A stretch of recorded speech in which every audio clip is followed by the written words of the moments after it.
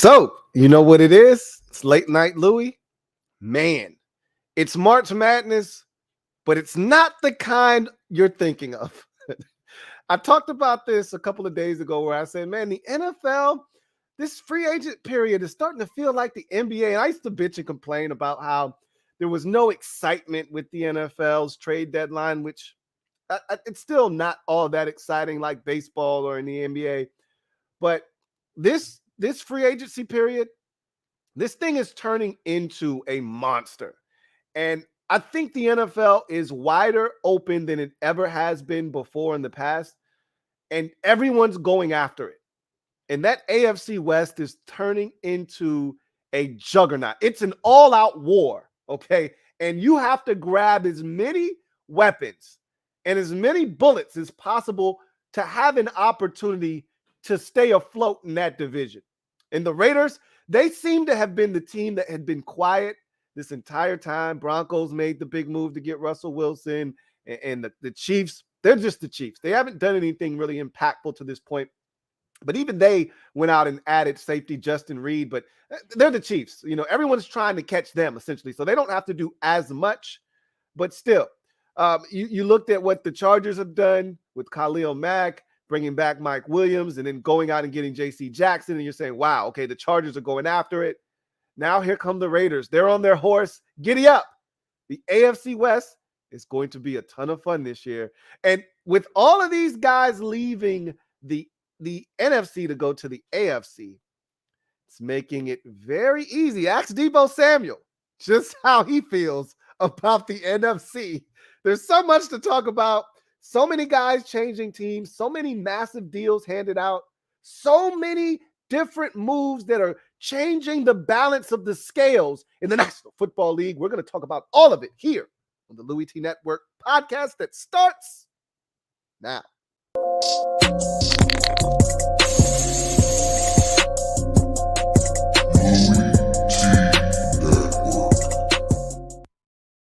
The Louie T Network is powered by the Card Collector Series. Join me, your man, Louie T, on my journey back into the card collecting space with the Card Collector Series on YouTube. Link is in the description. Who else could it be but me, your man, Louie T? Welcome to the 246th installment of the Louie T Network podcast. I, of course, am your set man, Louie T. Thank you for joining me. Man, what a day it's been. I love this time of the year. Love March Madness, especially the first weekend. After the first weekend, my interest in the tournament isn't as great unless my team has advanced. And usually my team does advance to the second weekend of the tournament. But in any event, you don't really get much better than Thursday, Friday, Saturday, and Sunday in terms of the NCAA tournament. Now you sprinkle in a little bit of NBA basketball. Things are starting to heat up in the NBA as we get closer and closer towards the postseason.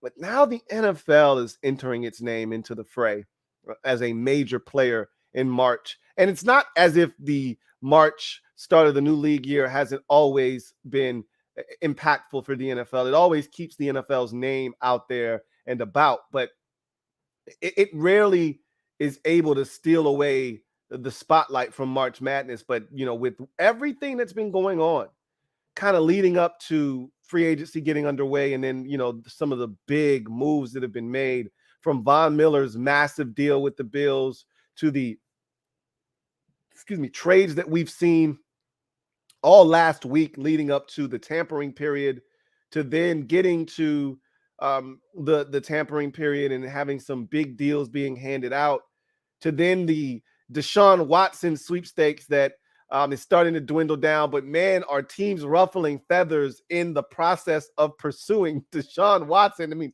teams are literally falling all over themselves and destroying relationships just in the name of going after Deshaun Watson. And it's just amazing to see some of the reactions to Deshaun Watson and some teams wanting nothing to do with him, and the fan base not wanting anything to do with him. And it's just amazing how that whole situation has took on a life of its own from the Browns and the fallout there with Baker Mayfield to the ordeal going on in Atlanta with Matt Ryan. I mean, this shit is crazy. There's so much to talk about.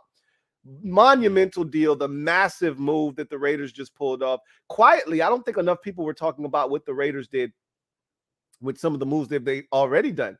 You know, trading for Rock Yassin, and moving on from Yannick Ngakoue, but then acquiring Chandler Jones quietly. I mean, if acquiring Chandler Jones is a quiet move, it means that you're doing something big, and that's exactly what they did with Devontae Adams today. So we're going to get into all of that. Today is going to be just one ginormous gem dropping session, and all we're going to talk about is free agency. That's all I want to talk about. That's all anybody wants to talk about. That's all we should talk about. And you guys can chime in. You got anything to say, use the hashtag LouieTLive to have your comment read. Use the super chat function if you want to jump to the front of the line. We'll try to get to as many of these as possible, but I'm not going to lie to you. The hope is to still do a Washington video tonight. It's just going to be a crazy night. If I get out of here fast enough, I'll be able to slide into a Washington video, a command post live.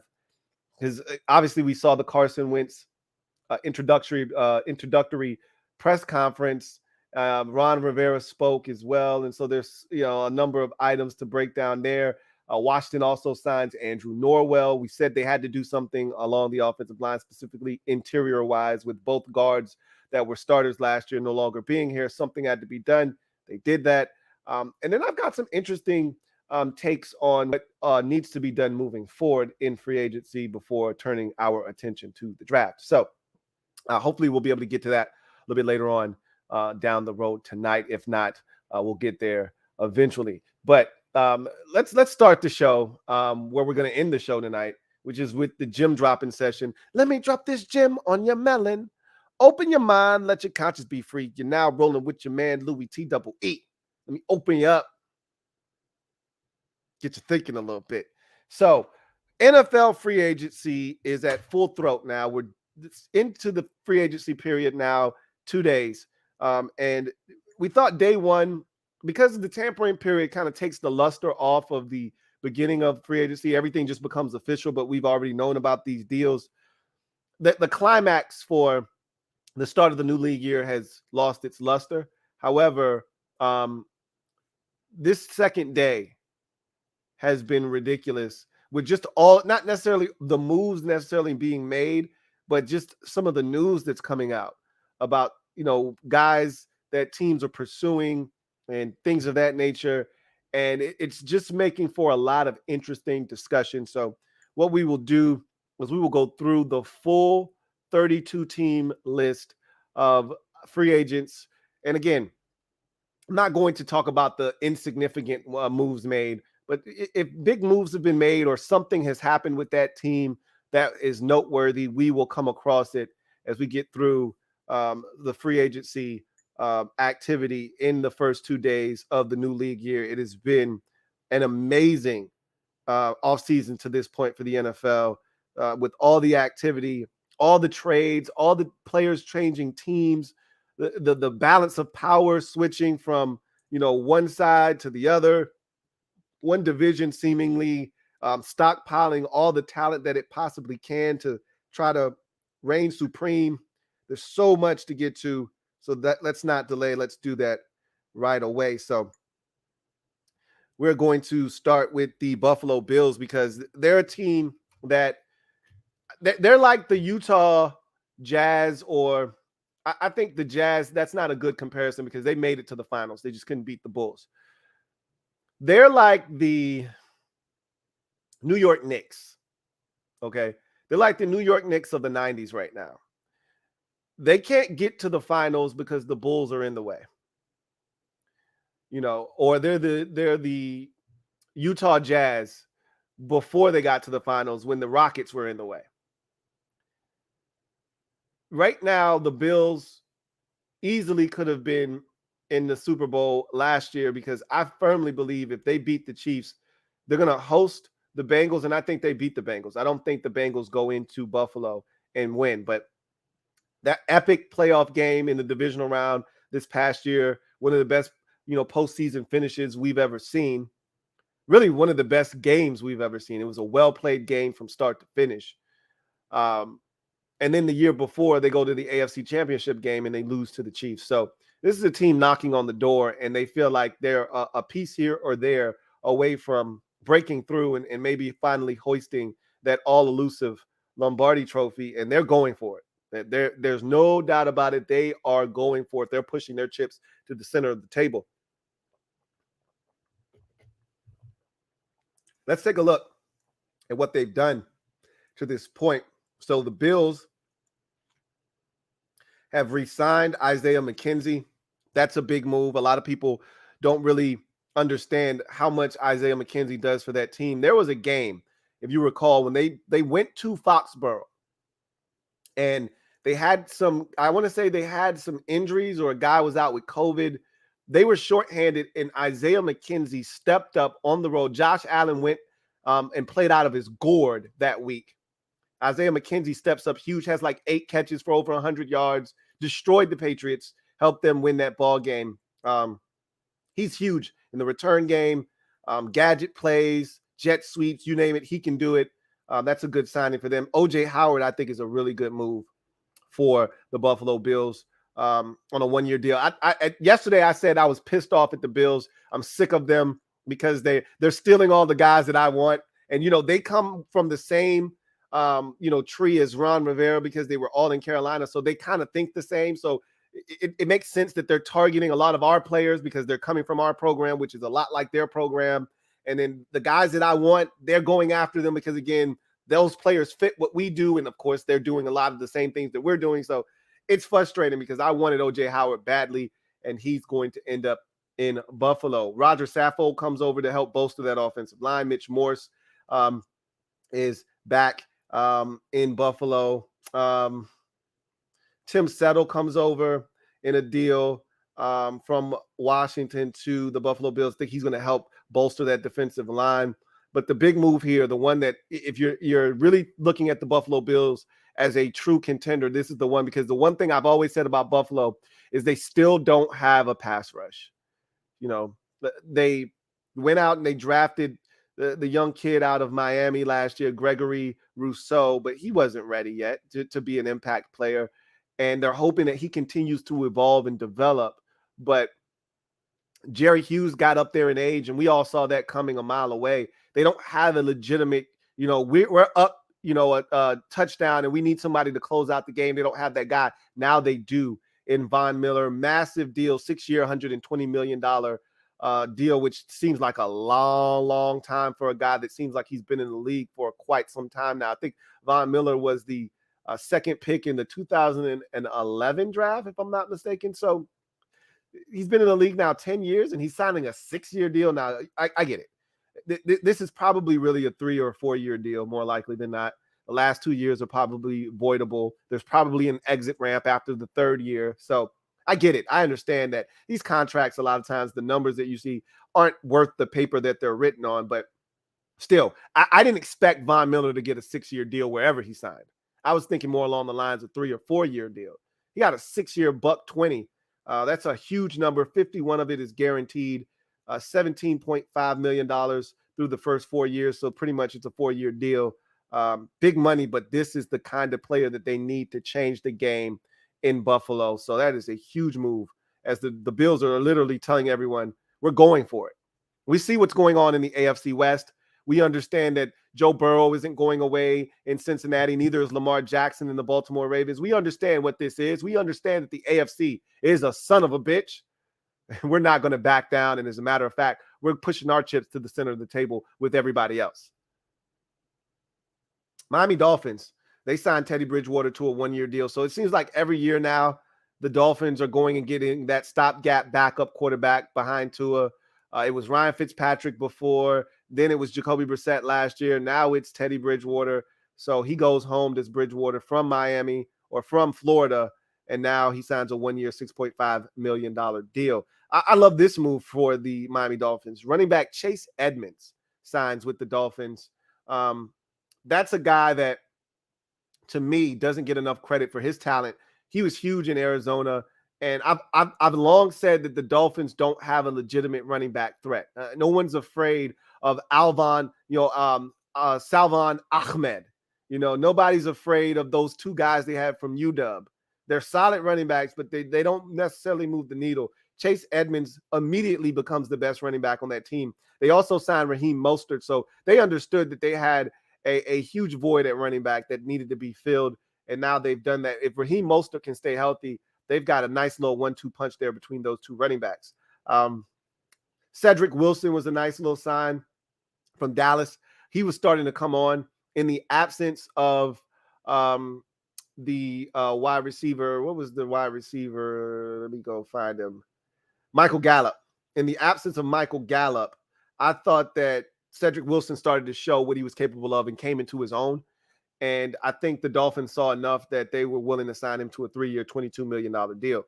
So 12.75 of it is fully guaranteed. Good deal for Cedric Wilson. And I think he's a really good football player. Mike Gesicki back on the franchise tag. That's the right move. If they couldn't come to terms on a long-term deal, I thought that was a good move to bring him back.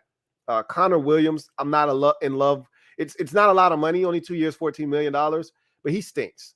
But he's coming over from Dallas at guard. We'll see what happens with him.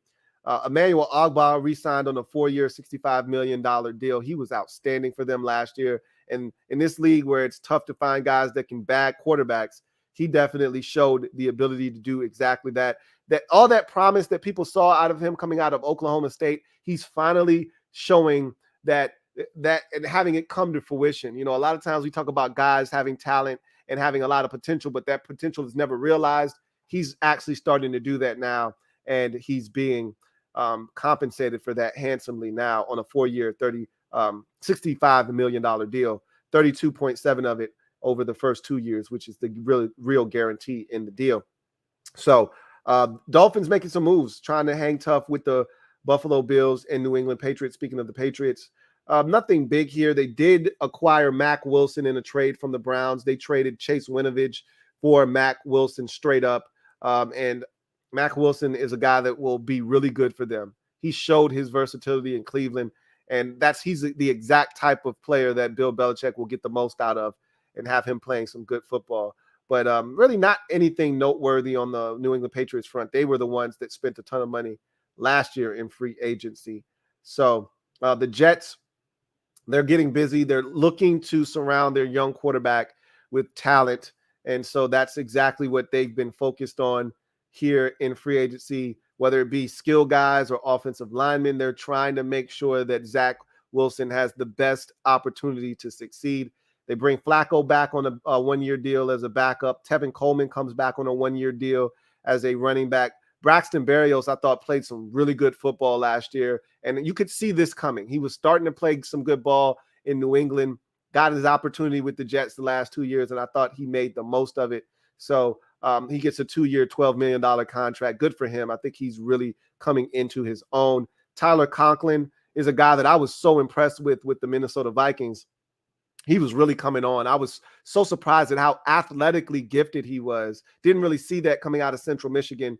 All of a sudden now, he's a guy you can flex out and have him win one-on-one matchups on the outside. He comes over in a free agent deal with the Jets, so that gives them some more athleticism at the tight end position. But they weren't done there. CJ Uzama comes over from Cincinnati, so they go from having no tight ends to now 2 guys that can come in and help them immediately to give Zach Wilson some targets to get the football to at the tight end position. Offensive line-wise, Laken Tomlinson was the big get here at guard. Comes in, signs a 3-year, $40 million deal, 27 of it guaranteed to help bolster that offensive line and give Zach Wilson the protection he needs to deliver the football and maybe open up some holes in the run game as well. Another big move, safety Jordan Whitehead wrestled away from the Tampa Bay Buccaneers on a 2-year contract worth $14 million, 14.5 to be exact. That's a good move. Jordan Whitehead's a really good football player. I talked about all the young safeties that the Buccaneers had at one time. I don't think people realize just how good the Buccaneers secondary was when healthy. Problem was they weren't often healthy enough, but when they were healthy, you had Mike Edwards, Jordan Whitehead, and of course you had Antoine Winfield Jr. So that was a really talented group of safeties. They lose Jordan Whitehead now to free agency as he is now a New York Jet. So that's the first division. We will get through all 8 of the divisions. Let's get to your comments and any super chats that may exist out there, and see what you guys have to say. Let's get to some comments real quick, and then we'll get back to some more talk. Cohen Karnrock, thank you for the super chat. Greatly appreciate you. Cohen Krinock writes, so happy JD is back. Hope all is well, Lou. It is. Thank you. And I'm glad he's back too. I wasn't tripping that he was gone if he wasn't going to be here, but I wanted him back. But if he was gone, I said I wouldn't have a problem with him being gone as long as they replaced him. But the thing for me was they needed to make sure they had another guy. Well, he's back, so there's no reason to really push the issue, but I still think they could use another running back. Not necessarily in free agency, but in the draft. But we'll see. Like I said, it's not a high priority. If you bring back all 3 of the running backs they had on the roster, you can survive, but I would prefer them to go out and get another running back in the draft. Thank you for the super chat, Cohen. Twin D, thank you for the super chat. Greatly appreciate you. Thank you for being a member of the MOBB. Who writes, hey, LT, I wasn't sure how comfortable I felt with Wentz as QB1. And then we re-signed Trap, and I knew that all the support he needed had been secured. You've been a Trap guy since day one. So they brought back Trap. All is right with the world. And I made sure I mentioned that when they brought Trap back, because there's so many Trap haters out there, but you are not one of them. So we'll see what happens with Wentz as QB1. But, you know, there was some discussion out there amongst Washington fans that there'd be a competition and Heineke might outshine him. And I said, there's no competition, guys. Trust me. This won't be like last year where Ron is talking about a faux competition that never really existed. It was always Ryan Fitzpatrick's job. This is going to be more like the first year he got here in 2020 when there was no competition. It was Dwayne's job and there was no other, competition out there. There's no competition. Carson Wentz is QB1. He said it at the introduction of the press conference when he was introducing Carson Wentz to the media. He literally said, this is our QB1, as you guys like to call it. There's no discussion as to who's the guy under center. If Carson Wentz is healthy, he's our starter. Excuse me.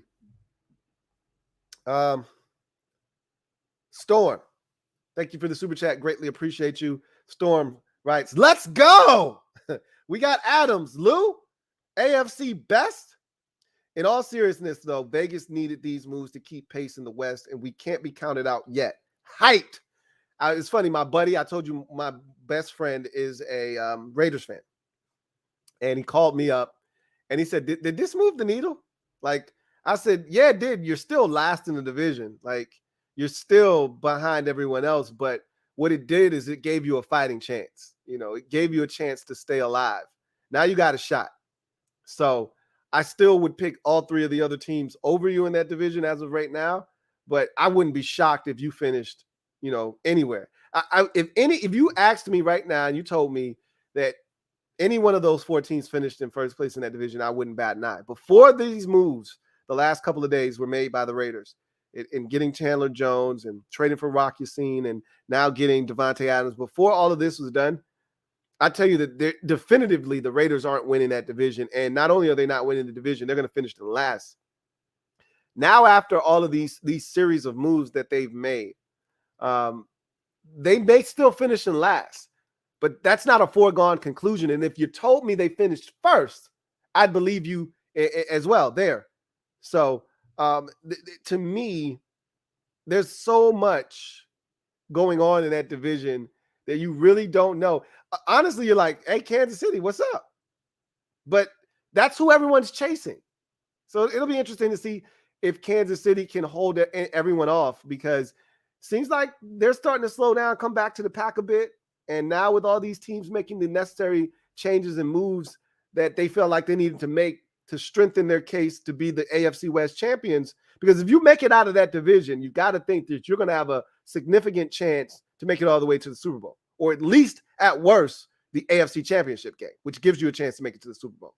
So it'll be a battle-tested division, that's for sure. And to me, there's no way it doesn't have at least two teams in the playoffs. Honestly, how did they don't have three unless they just beat the hell out of each other completely? How they don't have three would behoove me, just because of how bad the AFC South is. You know, they're only getting one team in the playoffs more likely than not, and that's the team that wins the division. You got to think that they're going to get at least two, but should get three. You know, I think the other division that'll have something to say about that would be the AFC North, because don't know what Pittsburgh's going to do with Mitchell Trubisky, obviously, but don't want to count out the Steelers. We don't think the Bengals are going away, but then we said the same thing about the Browns, and then they fell flat on their face last year. So I don't want to count Cincinnati in there right away, but I'd like to think that Cincinnati with Joe Burrow, as long as he's healthy, they're going to be right there in the mix. Baltimore is going to be back. If Lamar Jackson's healthy, they're going to be back in the mix. That's going to be, a tough division to navigate. And so it's really, really interesting to see that AFC West and what it's evolved into. And it's literally an arms race. And whoever's got the biggest guns that go brat is going to probably end up coming out on top of that division. So Raiders said, hey, don't count us out yet. Don't count us out. Point taken.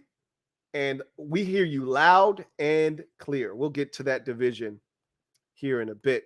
John Livingston, thank you for the super chat. Greatly appreciate you. Thank you for being a member of the MOBB. My guy, JL Smooth, writes, what up, Lou? What's going on, JL Smooth? He says, hope all is well with everyone. Was ragging on the Bills over McKissick. Then Big Baller Bean says, bet.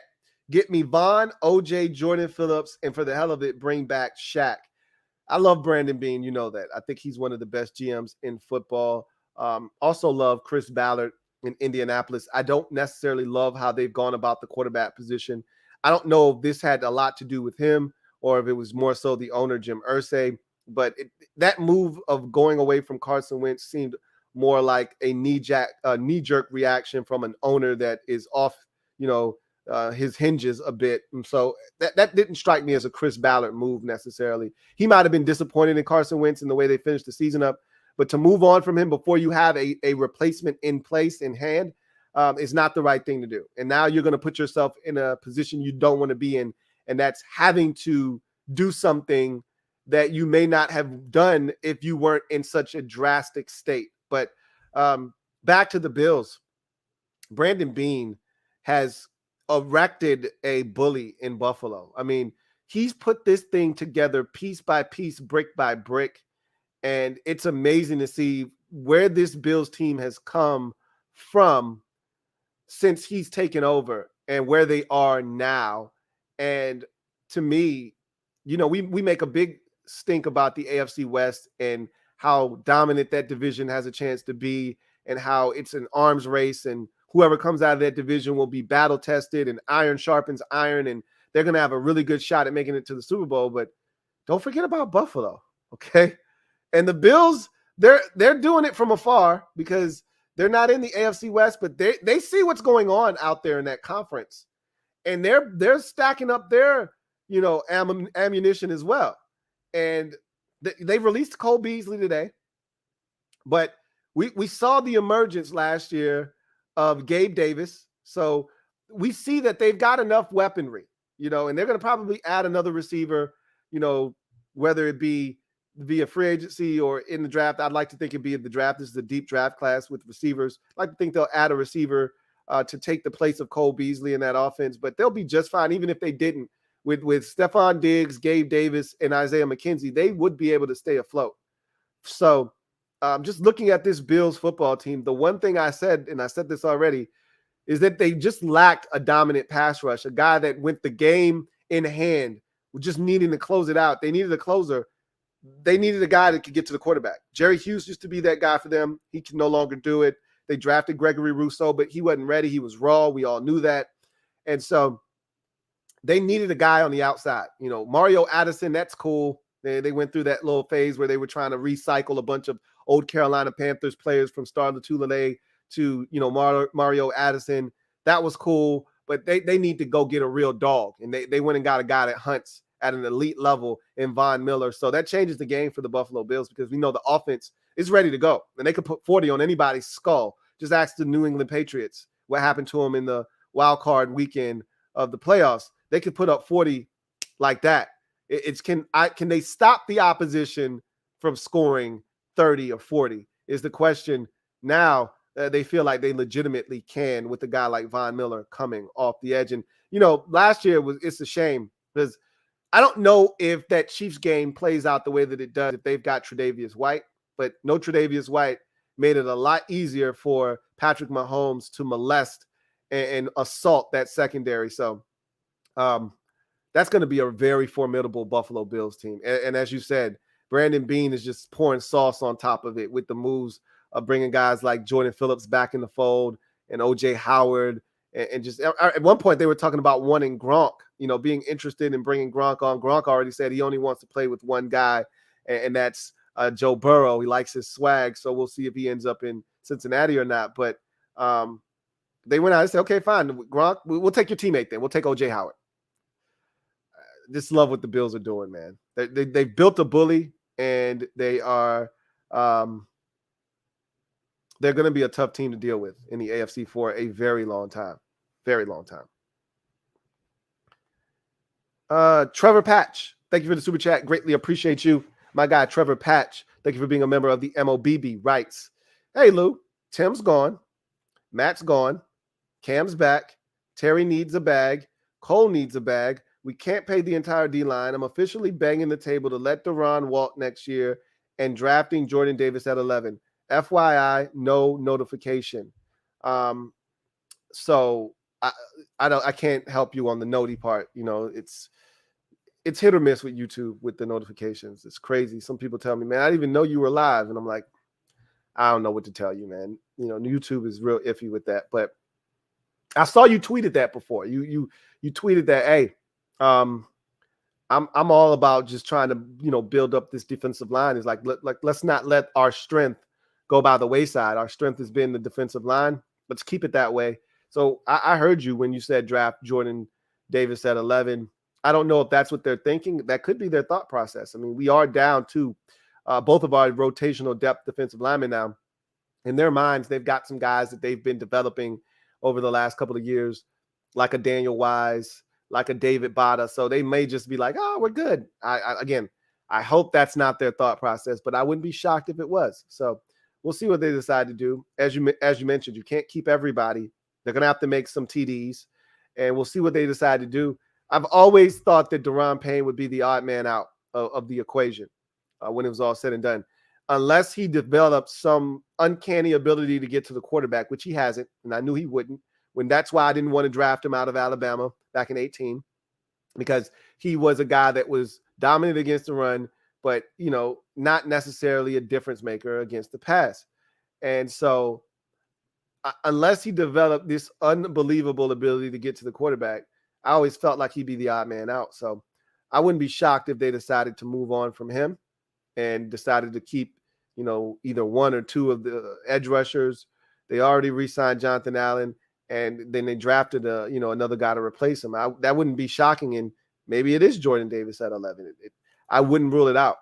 The athleticism that he's shown and the quick twitch nature in which he plays with and the ability to maybe get to the quarterback at the next level because of how quick he is, it may be enticing enough to, pull the trigger at 11. We'll see.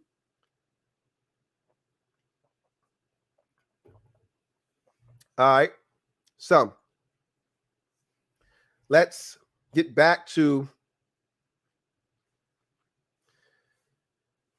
the free agency period. We go to the AFC North.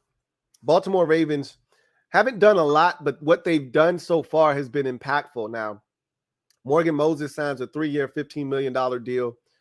This is a guy that's been extremely durable the last 7 years. The guy has not missed a single start in like the last 7 years or something crazy like that. So Morgan Moses was in New York with the Jets last year, played all 17 games. Now he's on to Baltimore to help bolster that offensive line. I think he'll do a good job there in Baltimore. Marcus Williams was the big move here for the Ravens, though. really giving that secondary a shot in the arm. Marcus Williams goes over to Baltimore, signs a 5-year, $70 million contract, which includes $37 million guaranteed. That's why I told Washington fans he was too rich for our blood. Right? This was a guy that was going to command top market money at his position, and that's exactly what he did.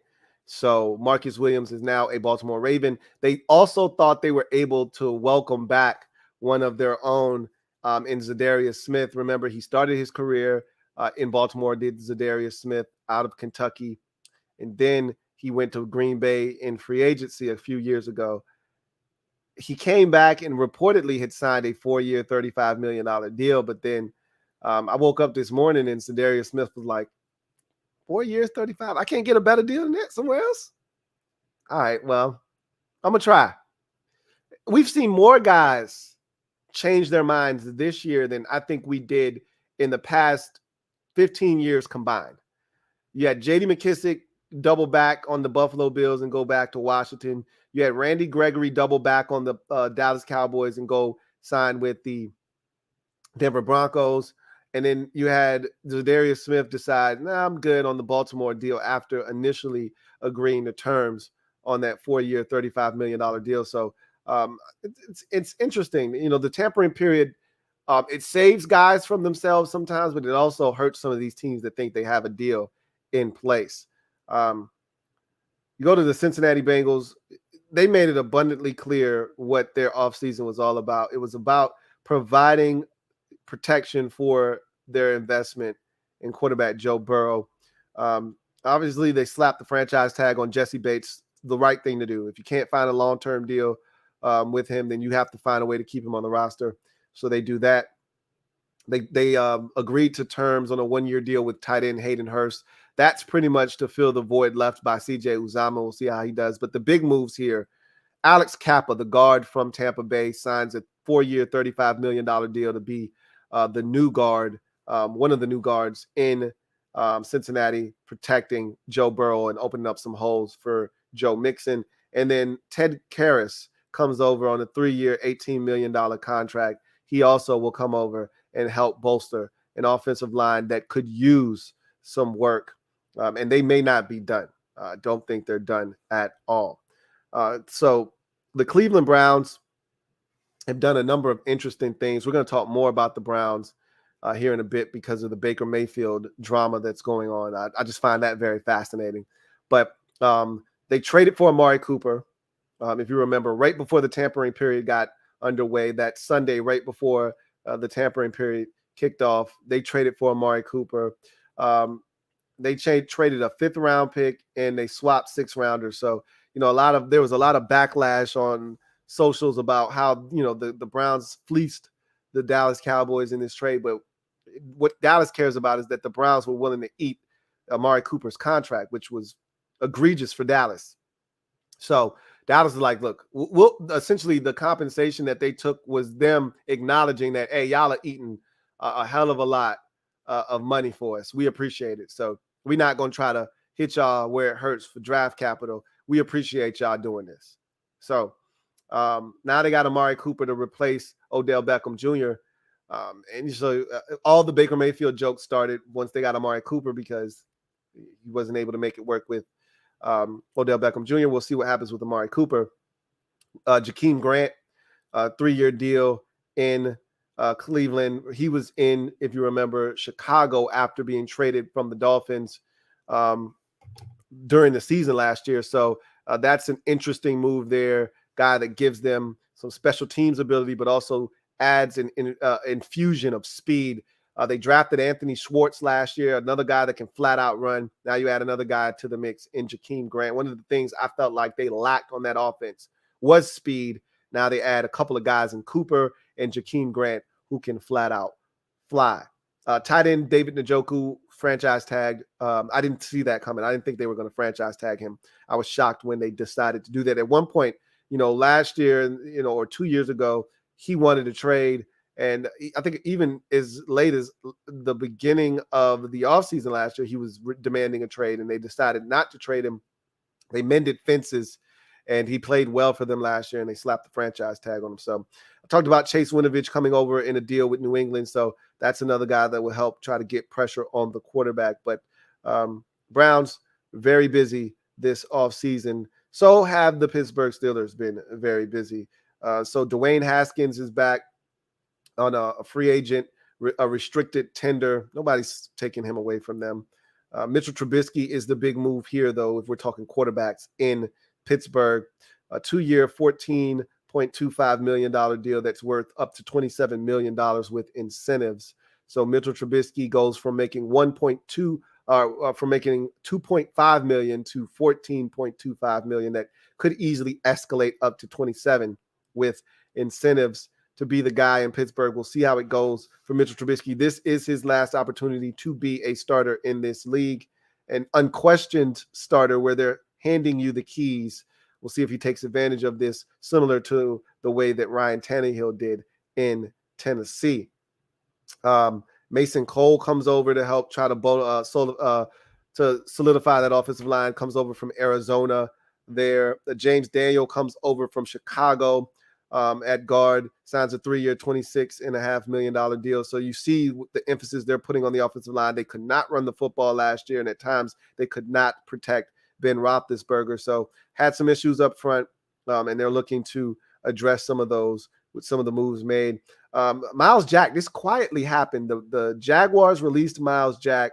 People got excited. Oh, Myles Jack is available, and the Steelers quietly swept him up.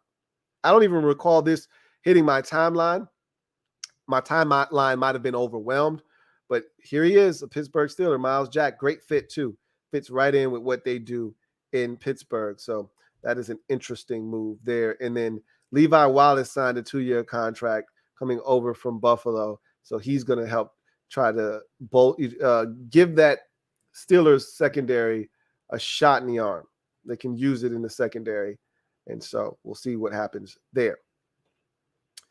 So we go from the AFC North to the AFC South. Houston Texans, just like last year, super busy. None of this stuff really moves the needle any.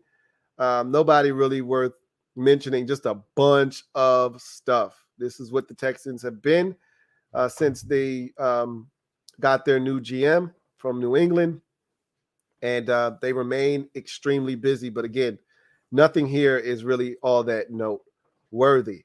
Indianapolis, obviously the Carson Wentz trade leaves them with a ton of cap space, but no quarterback.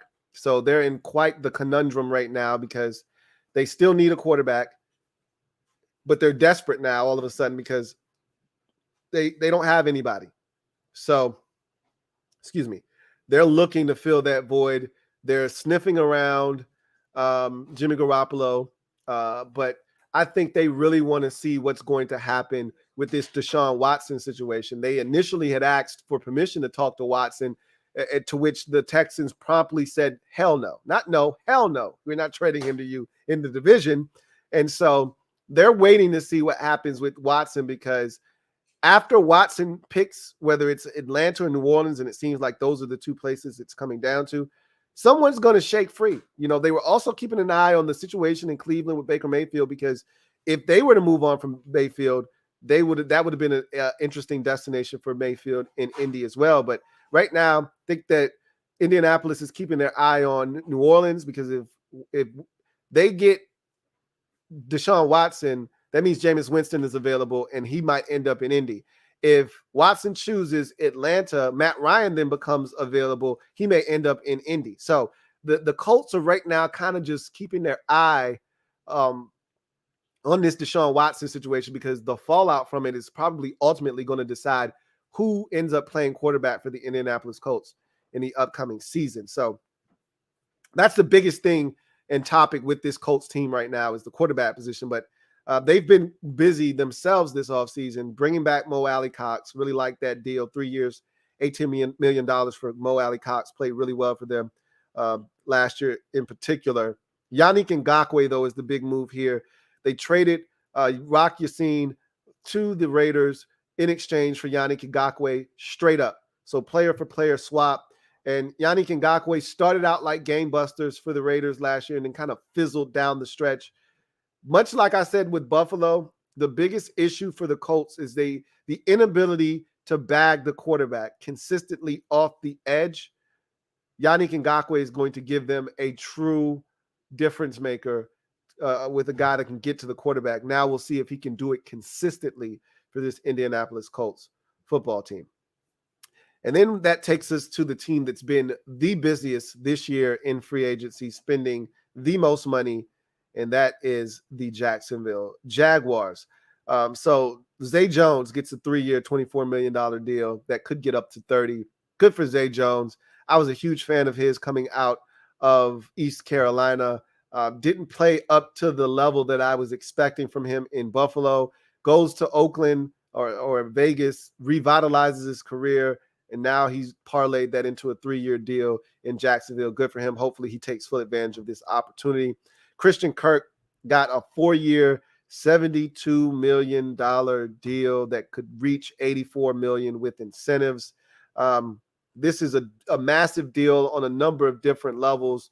The biggest being that this is a guy that hasn't had a 1,000-yard season in his career, but he's making damn near $20 million a year, making 18 per essentially. And so what they're saying is that we think Christian Kirk can be a number 1 wide receiver. That's number 1 wide receiver money that they're paying him. That's not number 2. This was a guy that was a 3rd option in Arizona, and now they're paying him number 1 money in Jacksonville. They're hoping that doesn't backfire and blow up in their face. But all of this is to get weapons for Trevor Lawrence. That's what this is all in the name of. Like, hey, we're just doing everything we can to surround our quarterback with as many options as possible. They lose DJ Chark, so I think they're hoping Christian Kirk can replace his production. We'll see if he can do that. Also bring in Zay Jones, as I mentioned. Evan Ingram agrees to a 1-year deal in Jacksonville. That gives them another target for him to get the football to. Cam Robinson receives the franchise tag, so they hold on to their tackle. Brandon Sheriff comes over in free agency on a big 3-year, $49.5 million deal, 30 of it fully guaranteed and 33 guaranteed in the first 2 years. So that's a massive deal there.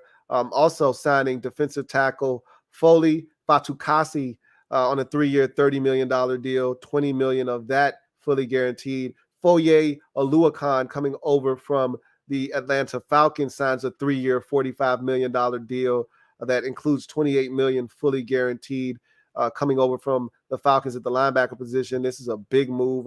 They move on from Miles Jack. Why? Because they signed Foye Oluokun. So, and then also they signed cornerback Darius Williams. This was a guy that I was drooling over last offseason. He was a restricted free agent last year, so the Rams were able to retain his services for an additional year after they tendered him. This year, he's unrestricted.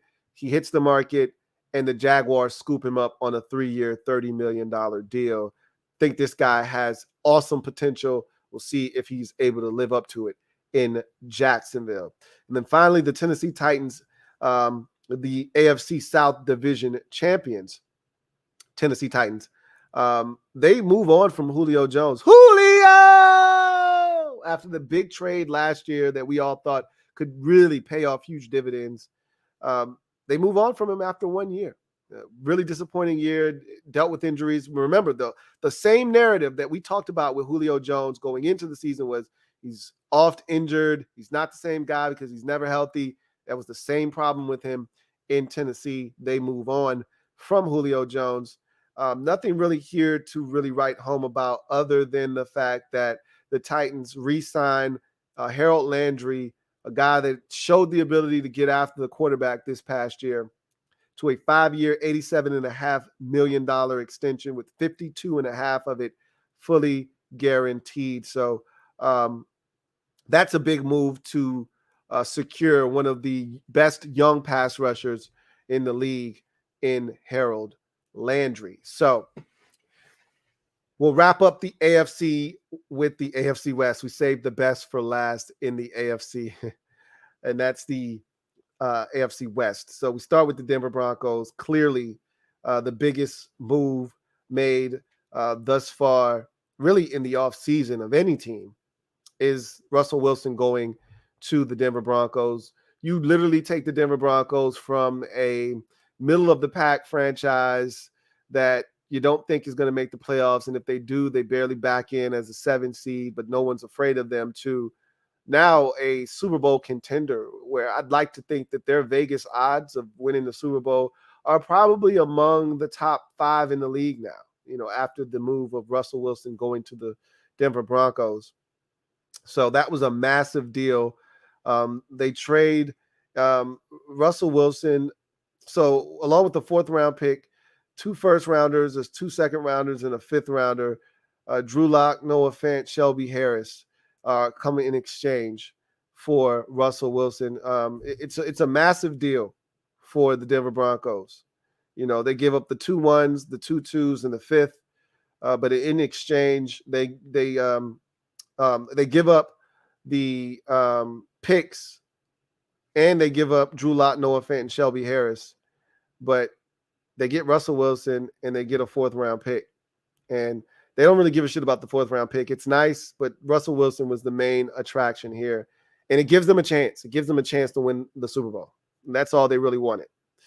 Randy Gregory was another big get, however. He was going to go back to Dallas. There was some language in the contract that he wanted out of there. They didn't want to relent. And I think they tried to pull his card, like, what you going to do? Not sign the contract? He was like, okay, yeah, that's exactly what I will do. And he left, and he goes to Denver, and 5 years, $70 million deal. This is a guy that was literally one more weed session away from being out of the league. And now here he is signing a 5 year, $70 million deal with 28 of it guaranteed. Good for him. Turn his life around, turn his career around, and now getting some big time edge rusher money to be opposite of Bradley Chubb. Let's see if these two can make some beautiful music together and help bring the Denver Broncos a Super Bowl championship. The Kansas City Chiefs really haven't done much this offseason. Again, everyone's chasing them in that division. However, they do bring back Orlando Brown on the franchise tag. They traded for him last offseason, so there was no way they were going to let him walk. So they slapped the franchise tag on him. They redo Frank Clark's contract, tear up that last year, and add 2 more new years to it to free up some cap space, but to also keep him in the mix for the next couple of years. But the big move that they've made, they moved on from Tyrann Mathieu. We'll see if that's a mistake or not. They get a little bit younger at the safety position with safety Justin Reed, who signs a 3-year, $31.5 million deal, $20 million of it fully guaranteed. I think this is less about Tyrann Mathieu and him getting up there in age and not being the same player, and more about just trying to get a cheaper option in there. A guy that they feel really good about, but just won't have to pay him as much as Tyrann Mathieu probably will command on the free agent market. Raiders. We just talked about the Raiders and how they've been able to all of a sudden throw their name in the hat in this crazy AFC West division. It all started with Max Crosby getting what he rightfully deserved, which was a massive 4-year, $98 million contract extension. $95 million of it is new money. $53 of it is fully guaranteed. This guy was outstanding. He led the league in pressure rate last year. Max Crosby was a fiend. And we even saw it in the playoff game against, I think it was the week 18 matchup against the Chargers. They couldn't block him. And they knew that the Raiders didn't have another guy that could get there, and still they couldn't block him. Chandler Jones. I talked about this particular division, and really in the league, you would prefer to be this way, where you got tag team of edge rushers, one on each side. But particularly in this division, you better have 2. The only team that doesn't have 2 is the Chiefs right now. They could be in some trouble, but everyone else has 2. Chargers now have 2. The Broncos now have 2. And now the Raiders have 2. They had Yannick Ngakoue last year to go with Max Crosby. Now they've got Chandler Jones. This is an upgrade, a massive upgrade over Yannick Ngakoue to pair with Max Crosby. Signed a deal for 3 years, $52.5 million, 34 of it guaranteed. Big move for Chandler Jones. He said this when he left Arizona. it's not about money. It's about fit and being comfortable. So that told us he was going to go somewhere where he was familiar with the staff and knew what he could expect from them, and they knew what they could expect from him. And so it makes a ton of sense. I'm not surprised that he chose Vegas with a GM that he's familiar with and a head coach that he's familiar with. So makes a ton of sense that he ended up choosing the Vegas Raiders.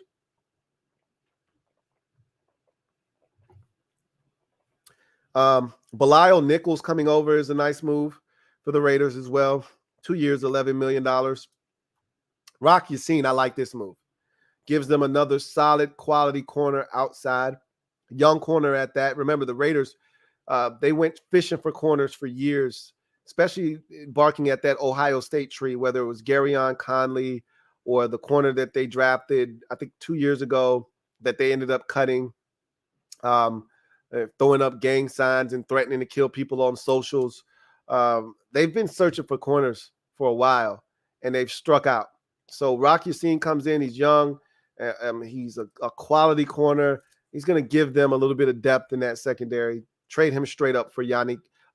Trade him for him in exchange. The Colts got Yannick Ngakoue. So that's a good move for the Raiders as well. Chargers. They're a team that I think they feel like their window of opportunity is just opening, and they want to maximize every opportunity with this window. And I think they've done exactly that with the moves they've made this offseason. A couple of the issues going into the offseason, they needed to shore up the secondary. Part of the problem is that they were getting gashed in that secondary. They needed to bolster the front so that they could get after the quarterback a little bit better. They lost Uchenna Nwosu in free agency. He's now in Seattle. We'll talk about that a little bit later on. So they needed to replenish that and even get better. And then they needed to shore up the run defense. That was a problem last year.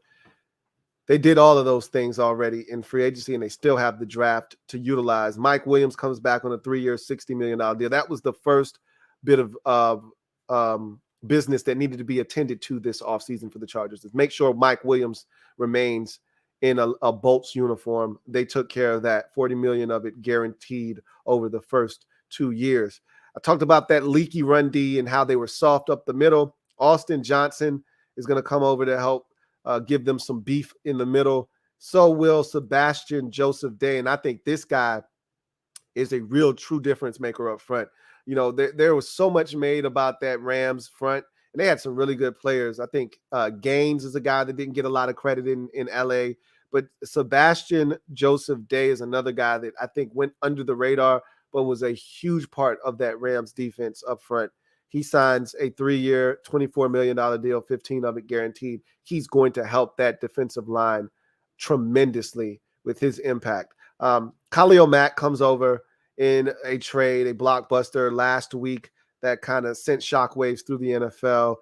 2022 second-round pick and a 6th-rounder in 2023 for the services of Khalil Mack. So he comes in and right away gives them the best option they've had opposite of Joey Bosa since Bosa got into the league. So now all of a sudden, they might have the most formidable pass rusher tandem in the league with Mack and Bosa. Now the question is, can they keep Khalil Mack healthy? If he's healthy, he's a stud.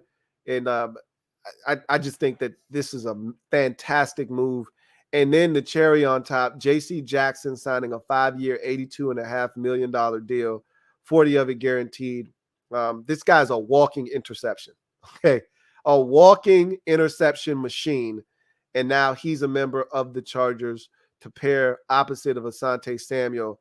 And now all of a sudden that Chargers defense looks like a Super Bowl caliber defense on paper.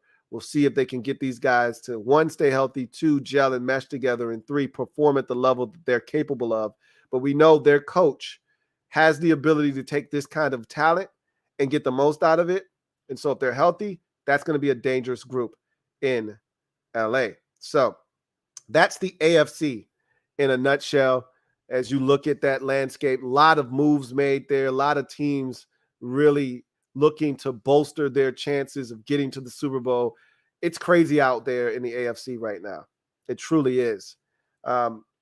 It's so much so that I don't know if you guys saw what Deebo Samuel had to say about the NFC conference, but I'll read you his tweet really quickly.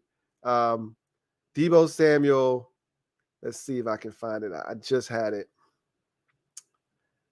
Deebo Samuel.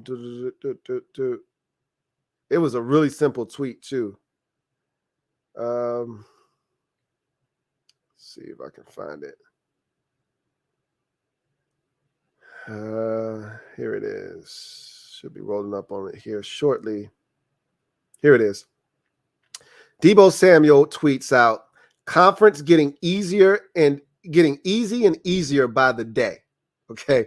That's from Deebo Samuel from the NFC, a team that represented the NFC in the NFC East, NFC championship game from the San Francisco 49ers, pretty much saying that the NFC is getting easy and easier by the day. He's not wrong.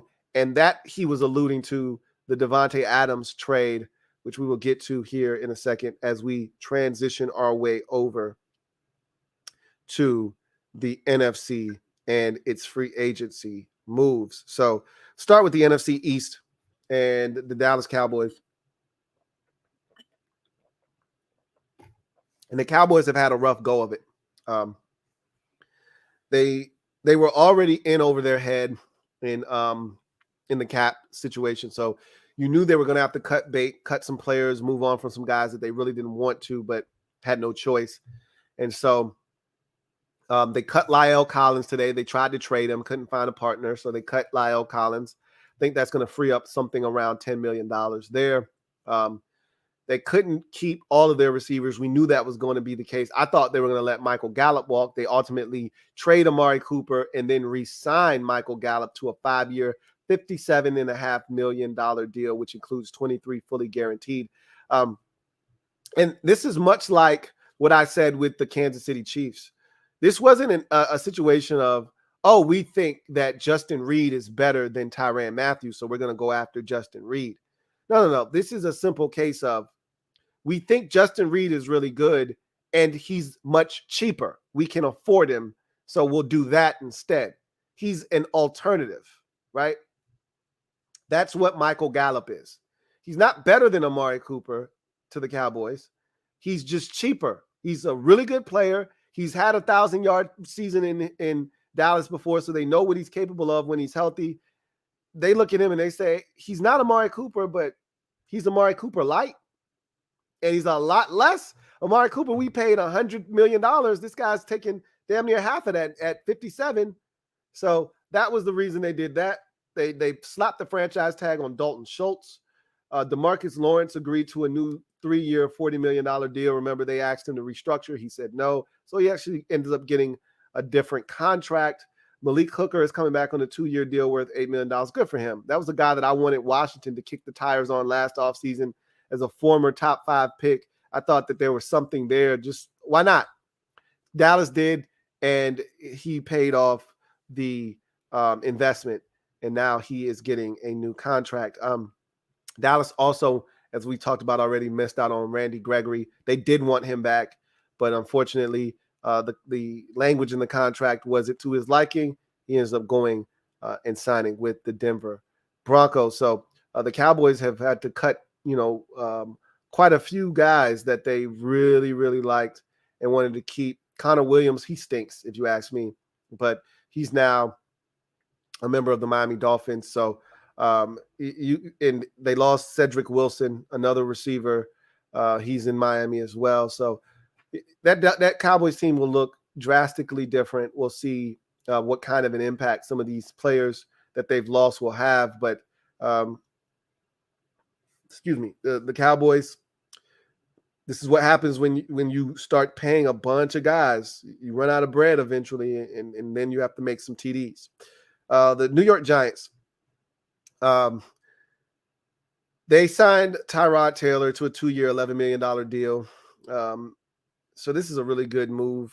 Gives them a quality backup behind Daniel Jones in the event that he gets injured or just flat out isn't playing well enough. Tyrod Taylor, again, you don't want to trot Tyrod Taylor out there for more than 4 games because eventually he's going to get hurt. But if you ask him to come in for a 2-3 week stretch, he can come in and be more than serviceable for you. So that's a good move there, because remember, 2 years ago, if they had Tyrod Taylor on their team 2 years ago, they probably win the division. Daniel Jones goes down. They got Colt McCoy.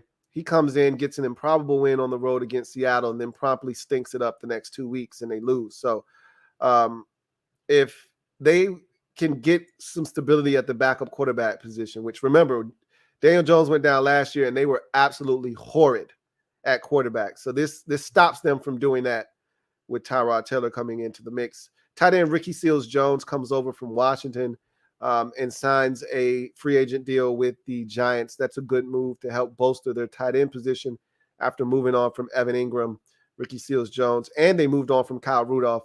Ricky Seals-Jones is going to come in and probably start for the New York Giants. They saw what he was capable of firsthand, and now they signed him away from Washington. John Feliciano comes over from Buffalo, signs a contract with the Giants. That's going to help their offensive line that's been an abject disaster over the last 3 or 4 years.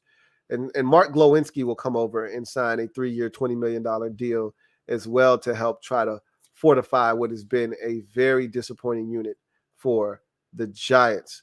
And just to piggyback off of the Giants, there's been a lot of talk about whether they're going to trade their running back, Saquon Barkley. Don't think it's going to happen, but there are a lot of things that I didn't think were going to happen this offseason that have happened. So stay tuned with that. Right now, it doesn't seem like anything's going to manifest itself, but I wouldn't be shocked. As you go to the Philadelphia Eagles, Jason Kelce is back, 1-year contract worth $14 million. There was talk about him potentially retiring, so that's big for the Eagles. Hassan Reddick is the big move here, though. 3 years, $45 million, 30 of it fully guaranteed. This is a guy that's been an animal the last couple of years, whether you're talking at last year in Arizona or you're talking about last year in Carolina. We all still remember the game with Arizona that he had like 5 sacks in, just destroyed. I want to say it was Carolina that they were playing against, I think, destroyed them. Or it might have been the Eagles. Or the Giants. Matter of fact, it was the Giants. He destroyed the Giants when he was in a Cardinals uniform, had like 5 sacks in the game. He's been absolutely productive these last couple of years. And so the Eagles looking to, really give their pass rush a shot in the arm. They thought Ryan Kerrigan would do something for him. The man had all of 1 sack last season, and that came in the playoffs. So they're really looking to, give that pass rush a shot in the arm, and Hassan Reddick's going to do that. Another interesting note with the Eagles, I told you guys that Fletcher Cox was the name to watch of a guy that could potentially be traded. Remember, they floated his name around during the trade deadline last season. Nothing came to fruition. He stayed in Philadelphia. They floated his name back out there again this year. Nobody took the bait. He has been released. Fletcher Cox was the longest tenured Philadelphia Eagle. He had the most starts, I should say. Because I don't know if Kelsey's been there longer than him, but he had the most consecutive starts for the Philadelphia Eagles over his time in Philadelphia. And he's been one of those guys that's just been a constant in Philadelphia. He's been released. And honestly, if you ask me, he hasn't been dominant the last 2 years. I really didn't think that. I used to be afraid. He used to be a one-man wrecking crew. Fletcher Cox wasn't a guy that I was really all that nervous about anymore. So I think his fastball is gone, but that doesn't mean he can't help a team. But if you're looking for the Fletcher Cox of 3-4 years ago, that guy doesn't exist. At least he didn't at the end of his run in Philadelphia. Maybe he is rejuvenated by landing somewhere else on his feet, but he's not the same guy. So I'm not surprised Philadelphia moved on from him, but it'll be interesting to see where he ends up. The Washington Commanders clearly were out for a quarterback. They made it abundantly clear. They told anybody that would listen they were going after a quarterback. They were desperate, and desperate times call for desperate measures. They go and acquire Carson Wentz from the Indianapolis Colts. The two teams swap second-round picks. Washington also in the deal gives up 2 threes, one this year and one next year. The one in next year's draft in 2023 can convert to a second-round pick with playtime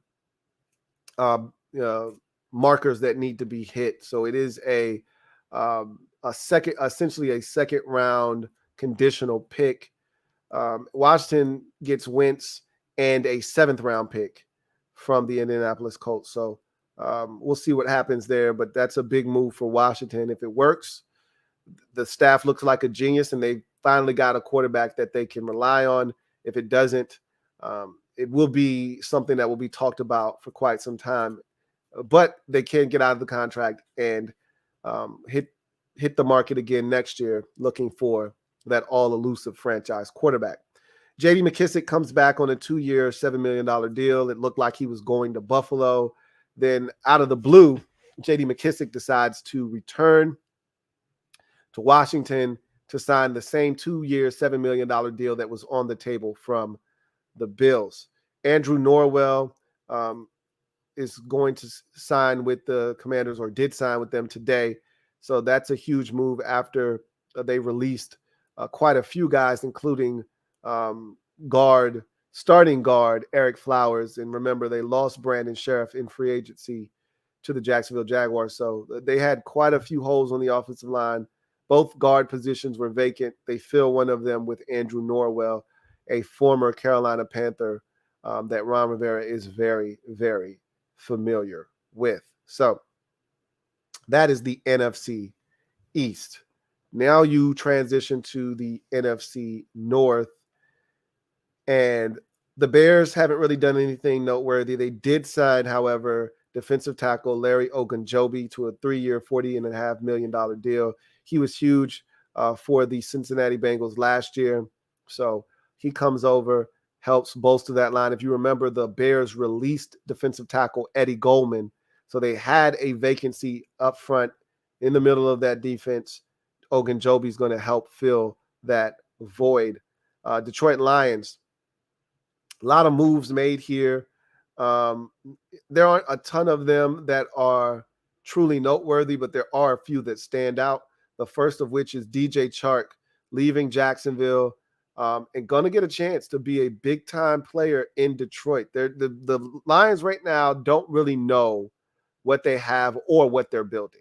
They're just kind of throwing darts at the board to see which stick. And then if they throw 7 darts, 2 of them stick, those are the guys they're going to hold on to long term. But right now, they're still trying to figure shit out. Here's a great example. DJ Chark, 1-year, $10 million deal. If he balls, you bring him back. If he doesn't, you let him walk next year and you hit the reset button. So they're trying to figure out, if DJ Chark has the ability to get back to where he was 2 years ago before a lot of these injuries took effect and he was, a shell of himself. So if he can get back to the guy that we thought was a legitimate number 1 in Jacksonville, then the Lions may have found their Kenny Golladay replacement here in DJ Chark. They did the same thing with Khalif Raymond last year. They plucked him from the Tennessee Titans. They weren't expecting a ton. Khalif Raymond comes, balls out for them last year, and they reward him with a multi-year contract to stay in Detroit. That's kind of what they're looking for from DJ Chark. We're going to give you an opportunity, see what you do with it, and if you take advantage of it, we'll try to have you back next year. That is about it. The rest of these moves, they don't really move the needle all that much. You get to the Green Bay Packers. We're going to spend some time here. So obviously Aaron Rodgers back in the mix, signed an extension that's going to pay him $50 million per year, $150 million extension over the next 3 years. 101 of that is fully guaranteed. He claims he knew that Davante Adams was never going to play another snap for the Green Bay Packers before he signed this deal. I believe him. I mean, I don't think he was blindsided by this. Davante Adams, when they made that post, the Last Dance post, where Rodgers posted and then Adams posted the exact same thing, and it was Jordan, essentially dapping up Scotty as they were walking past each other as if this is it. That signified that this was it. This was the last go round. Now, I thought it meant both of them were done after this. But I kept telling you, Aaron Rodgers isn't going anywhere. He loves football. He's not leaving to go do Jeopardy. He's not going to another team. He's not going to the Denver Broncos or anywhere else. He was going to end up in Green Bay. So I never bought that on Aaron's end. But Davante Adams, it's rare that in season you hear a guy say, I'd love to play with my best friend. For those of you who don't know, Derek Carr is Davante Adams' best friend. They both went to Fresno State together. They came into the league together. Clearly, they've kept in touch. They're the best of friends. Derek Carr said during the season, I'm going to put the full court press on my buddy to try to get him here next year. And Davante Adams, generally, when a guy's on a team and they're in the midst of a playoff run, he's not talking about his impending free agency and wanting to play for another team. Davante Adams had no problems being blunt about wanting to play with Derek Carr. He's like, I'd love to go play with my best friend. So much so that the man went and purchased a home right next to Derek Carr in Vegas. So he was pretty much making it known that I'm done here. And as a matter of fact, I want to play in Vegas with my boy. Now, I had already said that the Packers hold all the keys here because they could franchise tag him. And if they franchise tag him, Davante Adams doesn't have a choice. So I really felt like the choice wasn't his. But as we've seen with a lot of these players now, they're taking the power and wrestling it away from these teams. They're dictating to these teams what they are or aren't going to do. This is not 1994 anymore. You don't get to tell these players what they are or aren't going to do. Davante Adams told the Packers, I'm not signing a long-term deal here. I'm not playing another snap for you guys. I'm not playing on this tag. That's for damn sure. And the Packers had already said, well, we're not really sure. We're looking to give you the money you want, at the receiver position. I don't think we're in a position to give you what you're looking for. Well, then let me go. They said, well, we'll do you one better. We'll franchise your ass and we'll get something for you on the way out. That's what they did. And so now Davante Adams is now a Las Vegas Raider. We don't yet know the compensation. My sources tell me that it's a first this year. And I think it's going to be a pick later in the draft this year and then a early pick next year. So I could see it being a first this year, a third this year, and then a second next year. I could see it being something along those lines. Because if you're the Vegas Raiders, you tell them, hey, I still got to sign him to a long-term deal.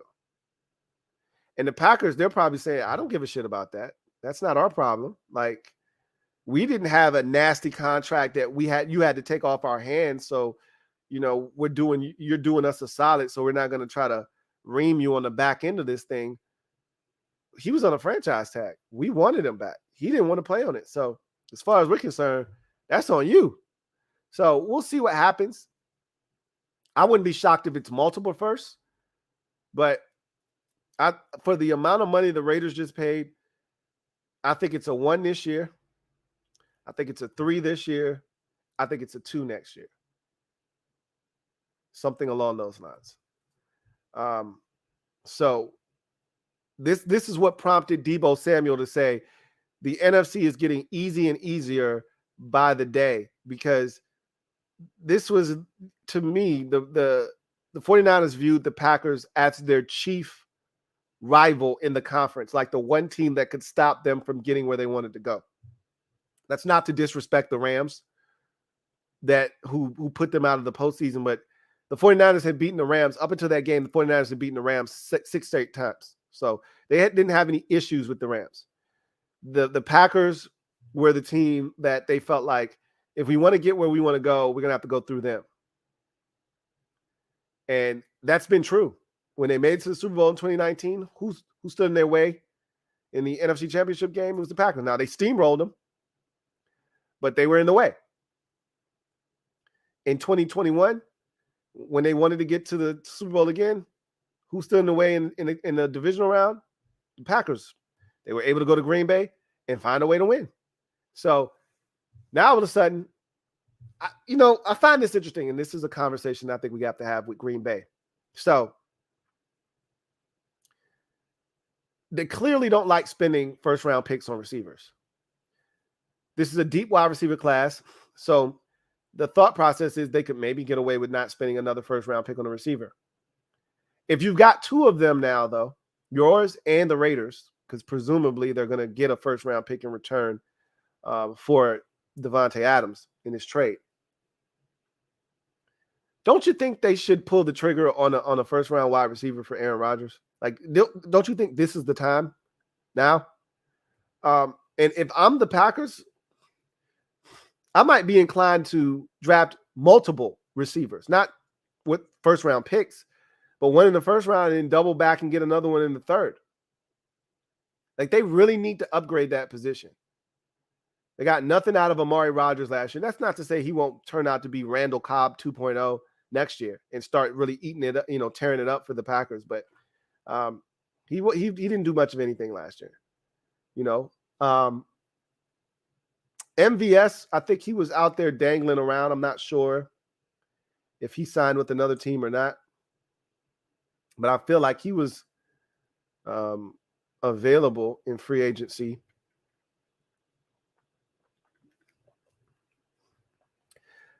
They did tender Allen Lazard, so he probably will be back. But there's not a lot out there for Aaron Rodgers right now. So they're going to have to do some work. So I fully expect them to be aggressive in the draft at the receiver position and do something that they haven't done in eons, which is draft a first-round wide receiver with the news of Davante Adams being traded to the Vegas Raiders. Devondre Campbell, a guy that came over from the Arizona Cardinals in free agency last year, wowed the Packers. He played really well last year, and clearly they felt the same way, which is why they rewarded him with a 5-year, $50 million deal. So he's going to be, and he's a guy that can play coverage and do a lot of things that the Packers have been missing at the linebacker position. Preston Smith, remember the two Smith bros came in that same offseason about 3 years ago. Zadarius and Preston both were outstanding, signees for the Packers. Both played in a high level, but the difference between the two is Preston Smith was more reliable. He was the healthier of the two. They hold on to him, move on from Zadarius Smith, give Preston Smith a 4-year, $52.5 million extension. All of that is new money, so good for Preston Smith. P. Boogie, was once a member of the Washington Redskins /football team /Commanders, and I'm just glad to see him winning over there in Green Bay with the Packers. Minnesota Vikings. Kirk Cousins continues to kill the game. We talked about this already. Kirk signing a 1-year, $35 million extension that puts him under contract through 2023. So under contract for the next 2 years, this year and next. Reduces his cap number in 2022 by almost $14 million. But again, Kirk getting $35 million more fully guaranteed. The guy is absolutely killing it, bankrolling it. Every single year, it seems like Kirk Cousins is getting some new fat ass money. So good for Kirk. Harrison Phillips comes over from Buffalo as a defensive tackle, signs a 3-year, $19.5 million deal. Good for him. This is a guy that I did not love coming out of Stanford. And not only did he play well for the Bills, he played well enough to parlay that into some good money in free agency. Jordan Hicks. This is a guy that a lot of people were interested in. Remember, he was surfaced and name was surfaced around as a trade guy last year during the trade deadline. Never came to fruition. Arizona hung on to him. They released him. Now he signs with the Minnesota Vikings. He's a good football player. Really like Jordan Hicks. 2 years, $10 million. Can get up to $12 million with incentives. You get to the NFC South now. We talked a lot of shit about this division because we said it was going to be trash. They have no quarterbacks. After Drew Brees retired last year, Winston got injured this past year. Saints are out of it. No Sean Payton now. That was the guy that was holding that thing together. He's gone. The Saints now stink. Okay. You look at the Tampa Bay Buccaneers. Oh shit, Brady retired. They stink now. And then Panthers were already a mess, and the Falcons might have been the most stable organization in the entire division because they had Matt Ryan. Well, what a difference a week makes, right? Okay. So you fast forward a week, and now all of a sudden, Tom Brady's back. So right away, the Buccaneers go from an afterthought in a team that would have probably had like some of the worst Super Bowl odds in the league to now a Super Bowl contender and probably some of the best odds in the NFC to make it to the Super Bowl. And clearly the best team in that division with Brady back under center. So that happens. You look at the Saints, and all of a sudden, Jameis Winston could be under center or Deshaun Watson could be under center for them, and that would change their prospects drastically. They would go from a mid-level team if Winston were to sign back there, which the thought process is if they don't get Watson, they'll get Winston. The thought process is with Winston, they're a middle-of-the-pack team as far as Super Bowl odds are concerned. With Watson, they immediately catapult to among, the top 5 in the NFC conference, probably top 3. So that's the thing, like that could still happen. That's on the table for Deshaun Watson. And then the Atlanta Falcons, they got Matt Ryan, and I thought they actually played well in year one of Arthur Smith, almost made the playoffs, but they're pursuing Deshaun Watson. And Matt Ryan's kind of dangling in the wind right now, waiting to see what's going to happen. So that's a really unique situation. But if they get Deshaun Watson, they immediately catapult themselves into an interesting discussion. I still think they have a lack of weapons, especially with the Calvin Ridley news of him gambling and being suspended indefinitely for the 2022 season.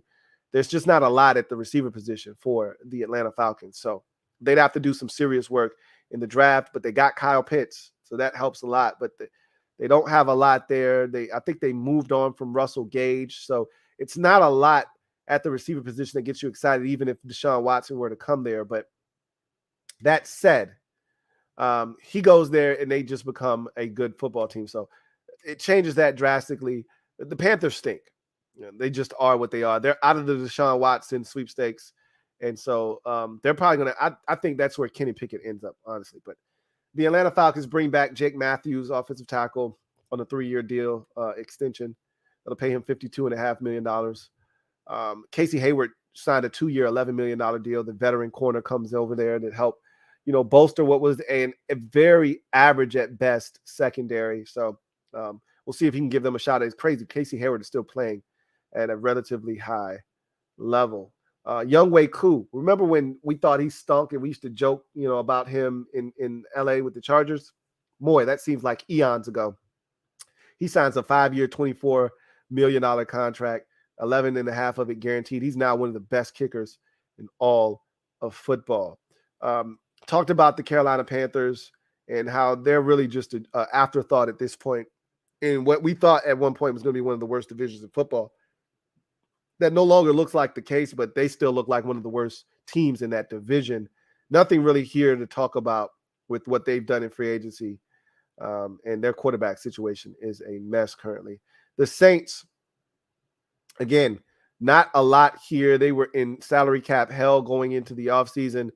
So not a lot in the way of moves. But remember, they moved on from Marcus Williams. He ends up signing a fat-ass contract with the Baltimore Ravens. So they had a void in that secondary. They replaced it with Marcus May, if you recall. Jets franchise tagged him last year. He then tears his ACL midway through the season. The Saints are banking on him fully recovering and playing at the level that he played at prior to tearing his ACL. They give him a 3-year, $28.5 million deal with 15 of it fully guaranteed. Then you get to the Tampa Bay Buccaneers. This is a team that won the division last year for the first time in a long time. And Tom Brady then retired, so it looked like the Buccaneers, oh no, we suck again. And then Brady unretires, and all of a sudden they're back to being a Super Bowl contender. They lost quite a bit on that offensive line. One of their interior offensive linemen retired. Another one left, and Alex Kappa in free agency to Cincinnati. So there were some holes up, but they bring back Ryan Jensen, their center, on a 3-year deal worth $39 million. And then they trade for Shaq Mason with the Patriots. Remember, Shaq Mason was Tom Brady's center in New England, so there is familiarity there. So that is an interesting move. I don't know if he was his center. I don't think he was his center. He was, I think, his guard in New England. But he was very versatile, could play all 3 interior offensive line positions, could Shaq Mason. So that's a good move for the Buccaneers, a guy that brings a little bit of familiarity to this Buccaneers football team with Tom Brady. Russell Gage, as I just mentioned, left Atlanta, now in Tampa Bay. So, that's a double whammy. You strengthen your team, weaken the Atlanta Falcons wide receiver core. The biggest news here, though, is Chris Godwin initially slapped with the franchise tag, but, they wanted to work something out with him. He did tear his ACL towards the end of the season. So, it was a kind of a dicey situation, but he's a good dude, really productive football player that deserved to be paid, and the Buccaneers took care of him. 3 years, $60 million contract, $40 million of it guaranteed at signing. So good for Chris Godwin. Very much deserved to get paid. Carlton Davis was another interesting one that, people thought they could lose him in free agency at the cornerback position. Instead, he re-signs on a 3-year, $45 million deal, 30 of it guaranteed. Good for Carlton Davis. This is a guy that started out very rocky. Remember that was a young secondary. Everybody, when they won the Super Bowl 2 years ago, everybody in that secondary was on a rookie contract. And you don't see that very often. I remember that first season when they all got there, Daniel Jones torched them that year, and everybody was torching them. That was the year Jameis Winston threw 30 interceptions, and they lost a bunch of games because they couldn't get stops defensively, and that secondary was getting torched. And I talked about baptism by fire, and it was just fun to watch them come of age, that entire group just come along and continue to get better. And he, to me, led the charge, that Carlton Davis, of those guys getting better, playing at a high level, and then ultimately helping lead the Buccaneers to the Super Bowl. So he's back in the mix, and the Buccaneers look strapped, stocked, locked, and reloaded and ready to go for the upcoming season. And they look like they're ready to defend what is theirs, which is the NFC South crown. NFC West. Start with the Arizona Cardinals. Remember, their offseason got off to a rocky start. Kyler Murray was talking about finger pointing and feeling like he was blamed for the playoff loss. He wanted an extension. They weren't ready to give it to him. He wiped his social media clean of anything related to the Arizona Cardinals. Then there was rumors that he might be traded. The Cardinals quickly shut all of that down. They said, we're fine. He still hasn't gotten his money, but they've remained confident that they'll figure that situation out. That said, they've been really busy this offseason. Re-signed Colt McCoy on a 2-year extension. They got James Conner back on a 3-year, $21 million extension. Thought he was going to end up leaving and cashing in. He ends up getting paid to stay in Arizona. He was outstanding, especially in short yardage situations. Down by the goal line, he was unstoppable. They want him back. They get him back. Zach Ertz, they traded for him in season, and he was huge for them down the stretch. Well, they bring him back on a 3-year, $31 million contract, 17 and a half of it guaranteed. So Zach Ertz cashing in, staying in Arizona. Max Williams comes back on a 1-year deal to stay there. And then this is an interesting signing. Jeff Gladney signs a 2-year deal. This is a guy, first-round pick of the Minnesota Vikings, gets caught up in a domestic violence accusation. The Vikings promptly release him. Don't, necessarily wait to see what happens with the situation. They just release him because in the environment that we were in, that kind of publicity it didn't fly. So they got rid of him. Turns out to be innocent of all charges. And the Vikings are now probably looking like, shit, we cut a dude, and maybe we didn't have to, but they did what they had to do in that moment. But this is a first-round talent, and Jeff Gladney out of TCU, and now the Arizona Cardinals get their hands on him. We'll see if he can make a huge difference for that secondary. The Los Angeles Rams, they make a couple of big moves. They lose Von Miller. Obviously, that's a crippling blow in free agency. They wanted him back. Can't keep everybody. We've talked about that numerous times. They've lost Darius Williams at the cornerback position, but they get Allen Robinson at the receiver position. 3 years, $46.5 million, 30.7 of it fully guaranteed. At this point, Allen Robinson's like, look, I just want to win, man. I want to go somewhere where I'm going to play with a real quarterback. I haven't done that my entire career. And I just want to have a chance. All right. And he's going to have all of that. With Matthew Stafford and his Rams team looking to defend their Super Bowl.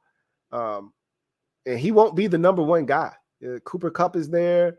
You know, he'll be there in the mix. And then you still got Robert Woods. So that's going to be a formidable group in LA. So everyone thought that they may bring back Odell Beckham. He gets injured in the Super Bowl, tears his ACL. And the Rams are like, hey, well, we want to bring him back, but I don't know if we want to deal with that ACL thing. So we already dealing with Robert Woods coming back from a major injury. Don't know if we can do that with two receivers, so we just going to go with Allen Robinson instead. Boy, these Rams, boy, I tell you, they are aggressive as hell. It paid off. They won the Super Bowl. We'll see if it continues to pay off for them moving forward. 49ers, their big move is Charvarius Ward. They get him from the Kansas City Chiefs. 3 years, $40.5 million for the cornerback. One of their weak spots was the cornerback position. They had a lot of young guys out there, and then it was either really young or really old. It was either really young. They had some young guys out there that was getting smoked and cooked, or they had really old out there. And at one point, it was Dick Sherman. Then it was, Josh Norman. So they had, Dick Sherman ended up in Tampa Bay this, past year, or it might have been, I think it was this past year. But it was Josh Norman for them out there.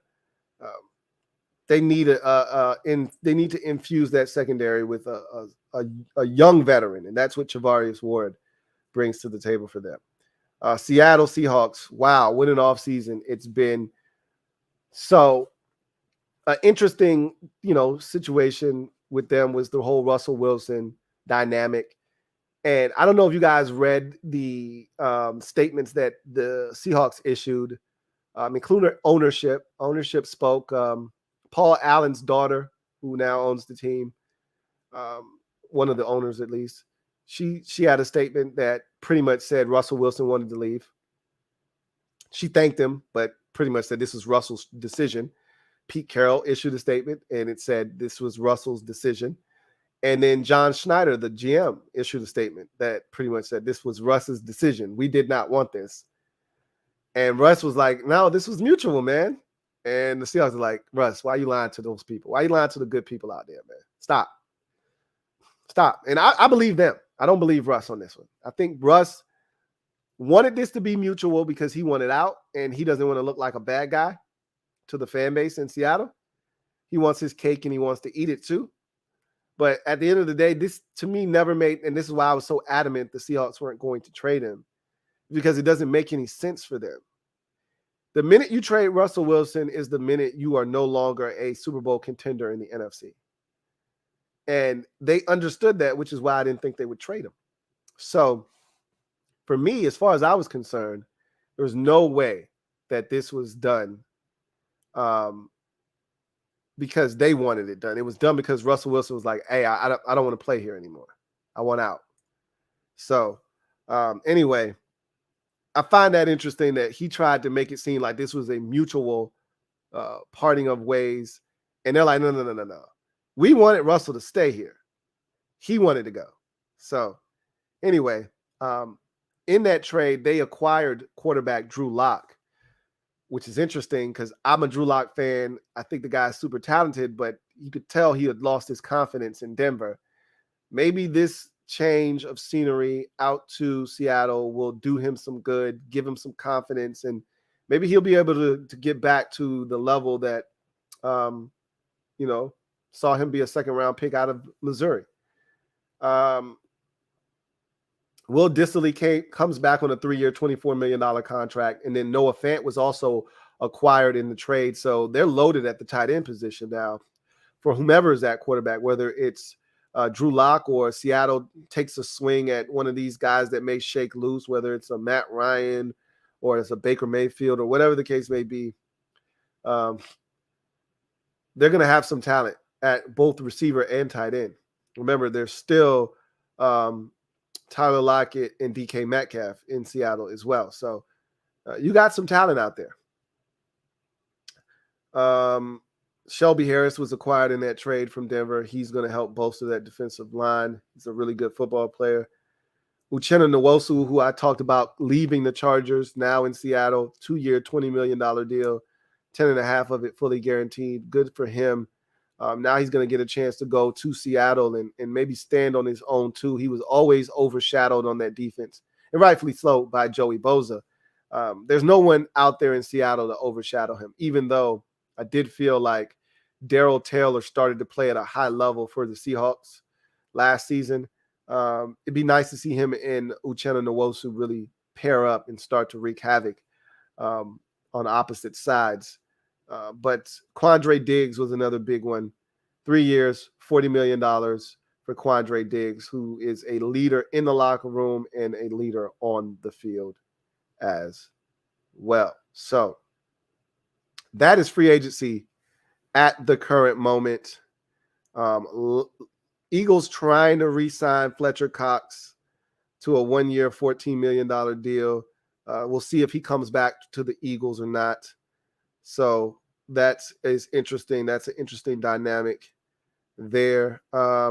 We know about the deal Devontae Adams signed. I don't think I mentioned it, but it's 5 years, $141 million, the highest contract for a wide receiver in NFL history. That's quarterback money, folks. Okay, that ain't wide receiver money. That's quarterback money that man just got. Okay, I said 5 years, 141. Okay, you're almost talking about $30 million per on that contract. Okay, that's quarterback money. Understand that. So that is massive. I can't wait to see. So here are the trade details. So the trade details are in now. As far as this is concerned, Packers will receive a first rounder. So that's what I told you. A second round pick. So this year, so I wonder if it says multiple second round picks. So is that one this year and one next year? Or is it one this year or two this year? You know, maybe the Raiders had multiple second rounders. So see if we can get to the bottom of this and see if we can find out. Says, and a 22 second rounder. So maybe it's only a first and a second this year. I don't know. We'll find out more about that deal when it's finalized. We'll find out more about that deal and what exactly the compensation is for that. So that is free agency in a nutshell. I do want to talk about one more topic before we get out of here, and that is the Deshaun Watson situation. So I didn't realize there were so many fans out there, and I've seen this in the Washington fan base. You know, there were fans, and there were a number of them. They were like, I don't want this guy here. He's a rapist. And that was never the charge that was filed against him. It never was rape or anything like that. But you know how people like to take shit and run with it and make up their own narrative. But, you know, clearly something happened, whether it was consensual or not. Something happened. And he has a label, and we always talk about this in society, especially when it comes to situations like this. You are guilty until proven innocent. And even then, there's still a bit of stain that is on your legacy and your name when these situations happen. a lot of times. So Watson, there is a negative connotation and stigma that is attached to him. And there are people that feel some type of way about him and don't want him playing for their favorite team. And I didn't realize that there were so many people out there that felt that way about him, because I know there are a lot of fans out there like, look, I hear what you're saying, but if that man didn't do anything wrong and there's no proof that he did anything significantly wrong other than sleeping with a whole bunch of masseuses, unless there's some credible evidence that points to this man doing something that would lead to criminal charges being filed and him being punished, then I want him on my team because I want to win. And now it's amazing that these teams are bending over backwards for Deshaun Watson. And I get it. The man is 25, about to turn 26 years old, going into the prime of his career. I've said this is unprecedented in the NFL. This never happens. You never get a quarterback that is playing at the level that Deshaun Watson is playing at this point of his career and have him become available. Generally, teams, this is what you dream of. You dream of getting a guy like Deshaun Watson and not having to worry about the quarterback position for 15 years. That's what you dream of. That's what the Chiefs have done with Mahomes. That's what the Bills have done with Allen. That's what the Chargers have just done with Justin Herbert. That's what the Bengals have done with Joe Burrow. That's what you dream of. You get it right, and now you don't have to worry about it for the next 10 to 12 years, 15 years, 20 years. Well, that's what the Texans thought they had done. Well, now he wants out, and they're going to trade him, and somebody could be solving their quarterback conundrum for the next decade plus. That's why this is so unique. So teams are bending over backwards. They're breaking all kinds of rules, and not anything that gets them in trouble with the league. I'm talking about common courtesy rules. Like the Browns not telling Baker Mayfield that they're pursuing Deshaun Watson. They just did the shit. You know what I'm saying? Like, how disrespectful is that? Now, I get it. Baker Mayfield hasn't been great, and they haven't picked up, haven't given him an extension, and they did pick up his fifth-year option, but shit's been rocky in Cleveland, to say the least. But he at least deserves the respect of letting him know, hey, we really appreciate what you've done. We haven't made the situation easy on you. You've been here 4 years, and you've had like 3 different head coaches, maybe even 4 at this point, different head coaches. You've had like 3 or 4 different offensive play callers. There's been a revolving door of offensive weapons. Guys have been getting hurt. It's Odell Beckham getting hurt. Then it's Jarvis Landry getting hurt. It's just, and they never had a lot of talent around him other than the running back position in the offensive line. But tight end, it's been okay. I can acknowledge that Austin Hooper and David Njoku and the kid they drafted out of what was that? Can't remember. Damn, can't even remember the school. They were loaded at tight end. So at the end of the day, Baker Mayfield hasn't been great, and that's why they haven't given him a new contract. But he's dealt with a lot of bullshit. He's given your organization value, taking you to the playoffs, won you your first playoff game since the Stone Age, and put you in a position that you felt like we could do some damage. And now all of a sudden Deshaun Watson comes along, and I get it. You want to upgrade the position, and I don't blame you. But you bend over backwards. Now Watson's not interested in coming there. And you all of a sudden, it's funny because you don't tell Baker about your pursuit of Watson. He finds out probably via social media, somebody telling him, or he's watching TV and the shit pops up, which is never the way you want to find out anything if you're a player.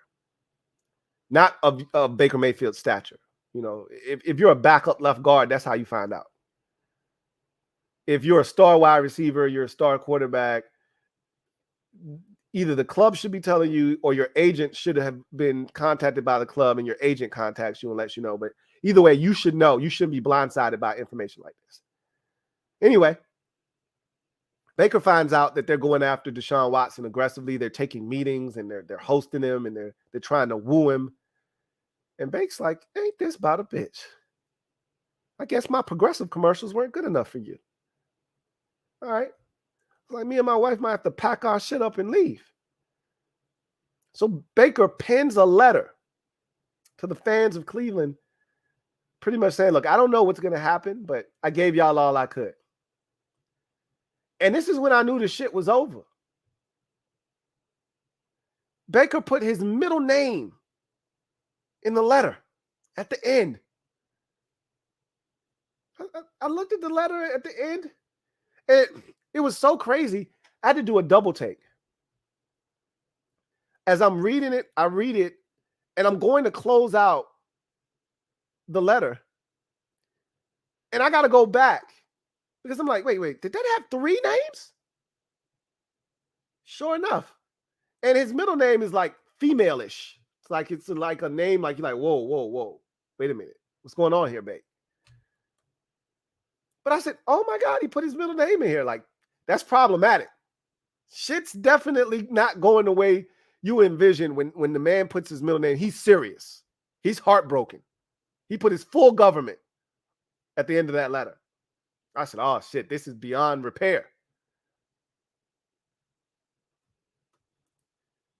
So then the Browns see the letter and they're like, all right, Bake just being dramatic, man. We ain't worrying about that shit. We still trying to get Deshaun here. So they host Deshaun. They meet with him. And Deshaun, probably tells his agent, I don't want to go to Cleveland. Agent relays that information to Cleveland. So Cleveland then realizes, shit, kind of effed up with Bake. We need to make it right. Now Bake's like, man, F y'all, I want out. And the Browns like, you want out? Man, you better sit your ass down. You ain't going nowhere. And it's funny because it went from, I read a article from Chris Mortensen that said the Browns want an adult at quarterback, right? They want an adult, which means they were interested in Jimmy Garoppolo and other options that may be out there because they want an adult at the quarterback position. So they go from that to Deshaun Watson not wanting to come to Cleveland to, hey, Bake, baby, we love you. Come on back. And I just find that to be hilarious, hysterical, that they did this whole 180 on this situation from hey, Bake, just sit down and shut up. We don't care about your feelings. We out here trying to get Deshaun we want an adult at quarterback to now, and we about to be out here in these streets without a quarterback, with nothing. That's a scary place to be. You much rather have Baker Mayfield than to have nothing. They realized that, and they tried to mend fences, and Bake's like, I don't want to hear that shit. Trade me. Ultimately, they hold all the cards. Bake is not in a position to not play football or, put the pressure on the Browns. He's not making big time money. He's not in a position to tell the Browns what he is or isn't going to do. All he can do is demand a trade, and they can just do what they just did, which is say, no, I'm not going to trade you. He'll play. But it's a messy situation. And the Browns, they're a terrible organization still because they handled this so poorly. Like the Atlanta Falcons, they're doing the exact same thing, bending over backwards, trying to get Deshaun Watson to come home. He's from Atlanta. And they got Matt Ryan. The guy has done nothing but be the consummate professional for them. You can't find a better ambassador for the Atlanta Falcons than what Matt Ryan has been for the duration of his career. That team looked like they had a chance to be one of the worst in the league last year. Matt Ryan somehow gets them to 8 wins, I believe they had last season. It's amazing where they came from when they started. I think they started the season 0-3. And they were in the playoff mix towards the end of the season. And it really was, a lot of it was because of Matt Ryan. And here we are, talking about them replacing Ryan, which we get it. You know, Matt Ryan's getting up there in age. He's probably like 36 now.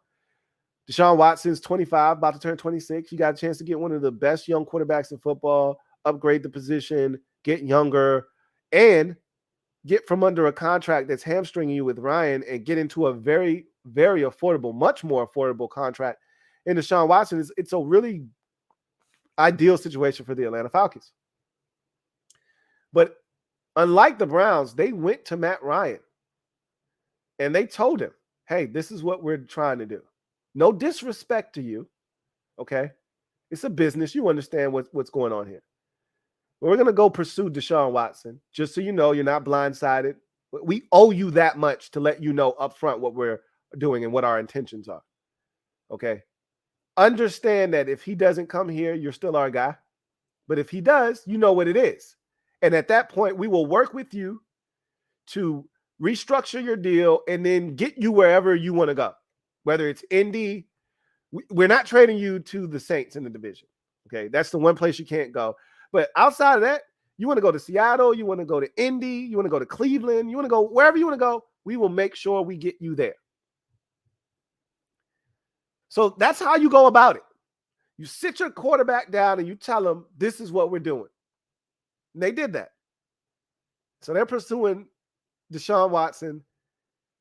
And Kyle Pitts, I don't know if you guys saw this, had a tweet where he pretty much said, shit's about to get scary in Atlanta, insinuating that they were closing in on a trade for Deshaun Watson. That tweet was then promptly taken down by Kyle Pitts. The Falcons are like, yo, Kyle, what the hell are you doing, bro? Chill. We don't have this shit in the bag yet. Chill. So he takes that down, but you know, the internet is undefeated. Once it's out there in the atmosphere, you can never get it back. That shit was screenshotted the minute he put it up there. It's never going away. I honestly think he's going to end up in Atlanta. I do. To me, Atlanta, New Orleans, I think if you want to win now, you go to New Orleans. The defense is there. If Michael Thomas is healthy, I saw a lot from Callaway last year. If Alvin Kamara is healthy, I like Juwan Johnson and the development that he showed at the tight end position. There's enough stuff there in New Orleans that they could win right away and win big.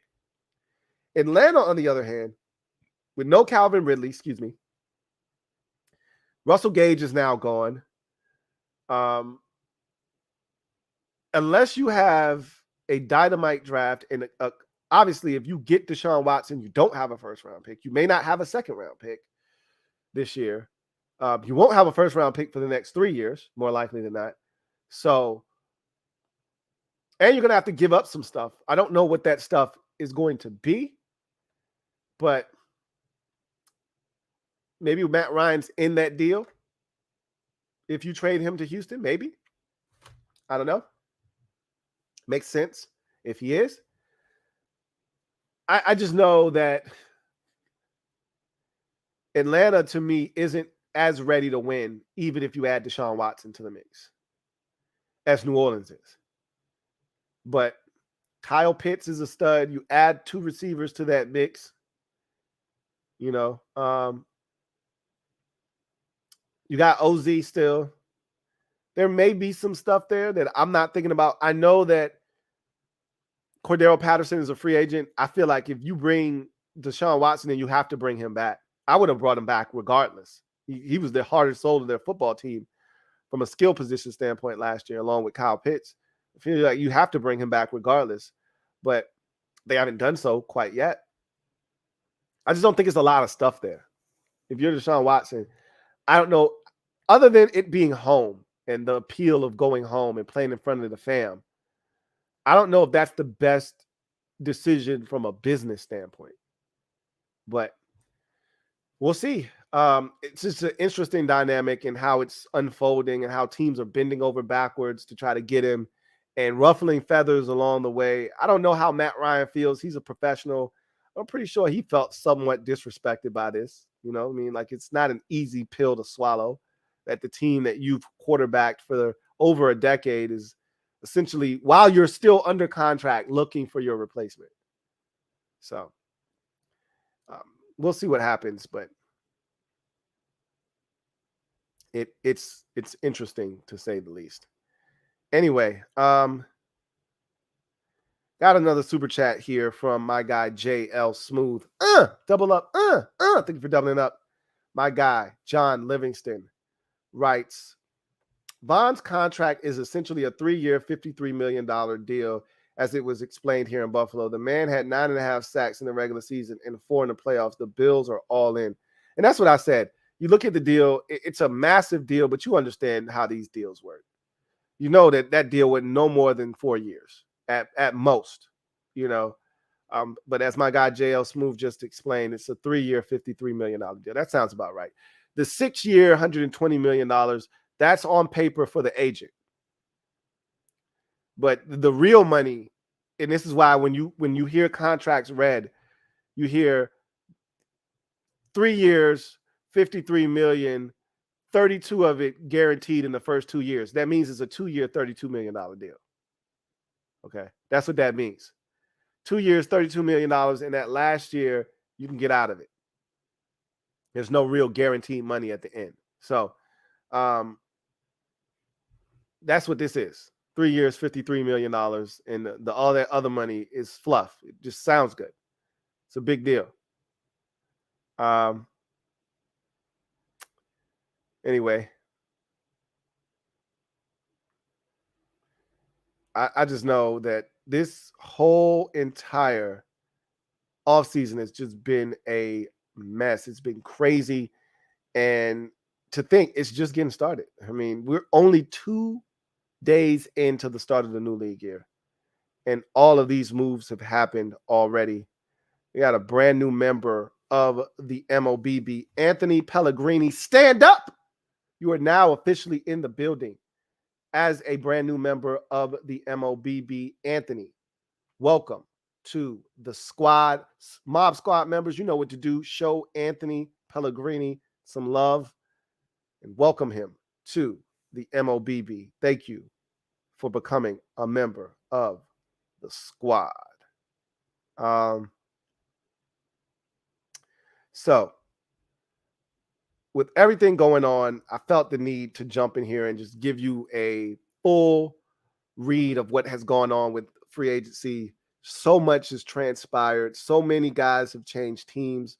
If you haven't been keeping up, it's hard. If you just show up, if you're one of those people that you don't care about the offseason theatrics, you just want to see football, you just care about the games, you show up next year, you're going to be like, wait a minute, he's on that team and he's here and he's there. Yeah, you're going to be all over the place. This shit is crazy because there's so many players changing teams right now. And so we're going to continue to keep you fully abreast of what's going on here on the Louie T Network with free agency, trades, craziness that's going on, because there's still big name players out there that have not signed. Teron Armstead still has not found a home. He was one of the biggest names at the tackle position available in free agency. I'm shocked that he hasn't found a home to this point. But then again, I think everybody's looking at him and saying he's probably going to cost you an arm and a leg. And this is a guy that stays injured, right?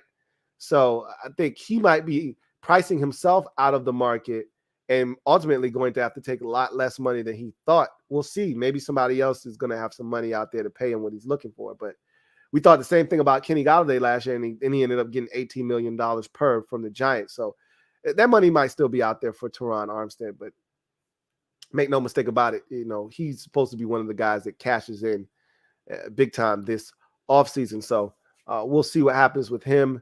Jadeveon Clowney's still out there. I mean, at this point now, I feel like he's stealing money. Is Jadeveon Clowney. Got the Titans, got the Browns. I just feel like he's out here collecting checks from teams. He plays a couple of really good games, gets injured, and then he's just another guy. He's a Jag. So I don't know about Jadeveon Clowney, man. I don't know if I'm a team out there, if I'm willing to really take a huge risk on him. I mean, how many one-year deals can you sign this dude to and have him be modest at best? So he's out there though, and there are a slew of other, you know, free agents that are still on the market. But again, the biggest domino left is the Deshaun Watson domino, And that's going to have wide-ranging effects because wherever he chooses, it's going to spawn a number of moves that will take place based off of the direction he decides to go in. If he's a Falcon, that means Matt Ryan's going to end up going somewhere. And I mean, he could be included in the trade to Houston, right? But if he's not, that means Matt Ryan becomes available and Seattle's interested probably. Indianapolis is probably the number one destination at that point. But if he ends up in New Orleans, then Jameis Winston isn't going to end up in New Orleans. So then he becomes interesting if you're Indy, or he becomes interesting if you're, a team that is looking to maybe upgrade the quarterback position, maybe Seattle as well. The Cleveland situation is worth keeping an eye on. I don't think anything's going to come of it because at this point, unless the Browns get Jimmy Garoppolo and then they decide to trade Baker Mayfield, Baker's going to have to play for the Browns. We'll see that happening. So that's another domino. Jimmy Garoppolo domino is another one to watch because he'll end up somewhere eventually. And if that team currently has a quarterback, then that quarterback becomes expendable. Or you could go with we think Jimmy's good, but we're not sure. So we're just going to hold on to our other guy, but then that's an uncomfortable situation. So again, Deshaun Watson is the next domino. That falls. There will be wide-ranging consequences that stem from that. And then I think because that domino falls, then Jimmy Garoppolo one comes thereafter. Indianapolis is kind of just waiting back to see what happens because, again, if he goes to the right place, it shakes free another option that may end up really helping the Colts take that next step. Could you imagine Matt Ryan on the Indianapolis Colts? Like, I'm not afraid of them if Jameis Winston is their quarterback. But I could see Baker Mayfield going there and doing some big things with that run game. It's a really similar situation to what he was in Cleveland. Dominant run game, limited weapons, and a defense that's good enough to take you where you need to go. It really just hinges upon how well you're able to manage the game, and when they need you to make some throws, can you do it? Similar to the situation that he's in Cleveland. I think he could flourish in Indianapolis, could Baker Mayfield. We know Matt Ryan could really be. He could be exactly what Phillip Rivers was for them at the end of his career, but I think Matt Ryan's got more left in the tank than Phillip Rivers did when he got to Indianapolis. So the Colts are just kind of sitting back saying, all right, it's Jameis Winston, it's Jimmy Garoppolo, it's Matt Ryan, it's Baker Mayfield. It's one of these guys. Somebody's going to shake free, and when they do, we'll be ready to pounce. So a lot of dominoes left to fall. Deshaun Watson going to Atlanta seems the most plausible right now, but it's between New Orleans and Atlanta. He'll end up in the NFC South. That we know at this point. It's just which team will he choose. Seems like Atlanta right now because I think he kind of wants to go home. We'll see what happens. But anyway, I digress. That's going to do it for me, your man Louie T, here on the 246th installment of the LouieTeeNetwork podcast. I will, I don't know. I don't think it's enough people up right now to do the Washington show. I may still do it. I may not, because I'm not going to be in the office tomorrow, more likely than not. So I want to do it now, but it's late. So I think I might just wait till tomorrow to do it. We'll see. I'll figure it out. If I do it tomorrow, it's going to be early in the day. That might not be convenient either. So maybe I should just knock it out now. I mean, it's fresh. It happened, it's after midnight on the East Coast, but it's fresh. It's fresh in everybody's mind. So I think I might just do it now. Give me about 10 minutes to set everything up and we'll knock it out tonight. But got another one here on the way out from Captain Spartan 04. Thank you for the super chat, Captain Spartan. Greatly appreciate you, who writes, since it's late, can you talk Matt Olson and Braves? Sure, we can knock this out real quick. So I had a long talk with my buddy about this because we both felt passionately about Freddie Freeman. We both wanted Freddie to stay, but he made it abundantly clear, my buddy did, that this had to happen because if you pay Freddie the kind of money he was looking for, you may find yourself in a position that when Dansby is ready to get paid and Max Fried is ready to get paid and Austin Riley is ready to get paid, you don't have the bread necessary to do it because you paid all this money to Freddie Freeman. And Freddie is on the wrong side of 30. And, you know, Freddie's been in the league a long time now. So you don't want to pay for what Freddie's done. You want to pay for what Freddie's going to do. And that's the question. You don't want to get stuck with a contract, even though I think Freddie's game is going to age well. Right. Anyway, I get it. And one thing about our GM, Alex Anthopoulos, AA, as we like to call him, is he's always going to win. You're never going to get him to spend more than he wants. You're never going to fleece him in a trade. He's always going to win. And AA has been like a godsend for us since he came to Atlanta. He's been outstanding. And he never allows us to get caught with our pants down. And so he knew that Freddie, he wasn't going to be able to reach a deal with Freddie. So what did he do? He goes out and he trades for Matt Olson, you know, all-star first baseman from the Oakland Athletics. He's got a glove. He's got a stick. He can do everything that Freddie can do. He's younger. He's not Freddie Freeman. And here's where he's not Freddie Freeman. He's not Freddie Freeman with the consistency. You go look at Freddie's numbers for a decade. Freddie's always hitting over 300. You know you're going to get anywhere from 25 to 40 home runs from Freddie. You know you're going to get somewhere hovering around 100 RBIs from Freddie. You just know what you're going to get. You're going to get solid glove work from Freddie over at first base.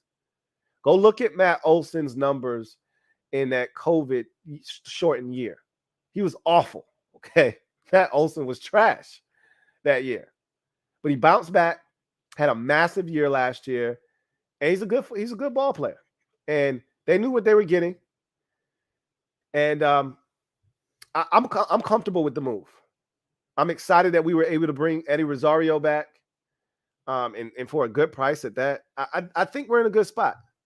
Sucks that Freddie's gone, but at the end of the day, it's what they felt like they had to do.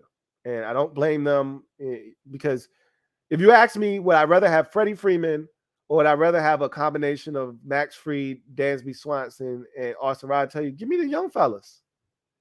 Give me the young fellas. So it is what it is. Matt Olson will fit in fine with the Braves. He doesn't have to do too much. All I ask him to do is come over here and as he said, just be Matt Olson. That's it. It's not like it was in Oakland where he had to essentially really be the catalyst, the guy that really carried that Oakland Athletics group. We got ballers over here, man. We got a stud lineup. You just got to come in and do your part. And I think he will. So got no problems with him coming on. And hopefully he'll pick up where Freddie left off. So anyway, that's going to do it for me, your man, Louie T. I thank you guys for joining me. Look forward to chopping it up with you guys next time. Enjoy March Madness. I don't know about y'all, but I watched a lot of the ball today. A couple of really good games. Creighton and San Diego State was awesome. The game of the day was St. Peter's in Kentucky. 2 seed knocked off by a 15 seed. Tournament producing. We haven't had a buzzer beater yet, though. I was looking for one of those. We haven't had one, but we had 2 overtime games. So had some good games. Looking forward to much more of the same tomorrow. I feel confident that my Duke Blue Devils won't be upset by Cal State Fullerton now that you don't get multiple 15 seeds to go down in the same tournament. You just get one. And that now that the Kentucky volunteered, all right, we'll take the L for the rest of y'all. Gonzaga was over there struggling with a 16 seed. Georgia State was giving them all they could ask for up until about the 12-minute mark of the second half. And that's when they just fell the hell apart. Got stuck on 58. But I can tell you this much. If they big man didn't get injured, look, man, Gonzaga might have been in some trouble. But their size won out. They dominated in the paint. They ended up running away, win that game by 21. So I look forward to seeing how the rest of the weekend turns out. But in any event, I'm not going to hold you up any longer than I already have. Enjoy the rest of your weekend. Enjoy March Madness. For you Washington fans, you guys stick around. We will jump into a command post here in the next 10, 15 minutes. I'll see you guys then. Take care. God bless. And good night. LouieTeeNetwork.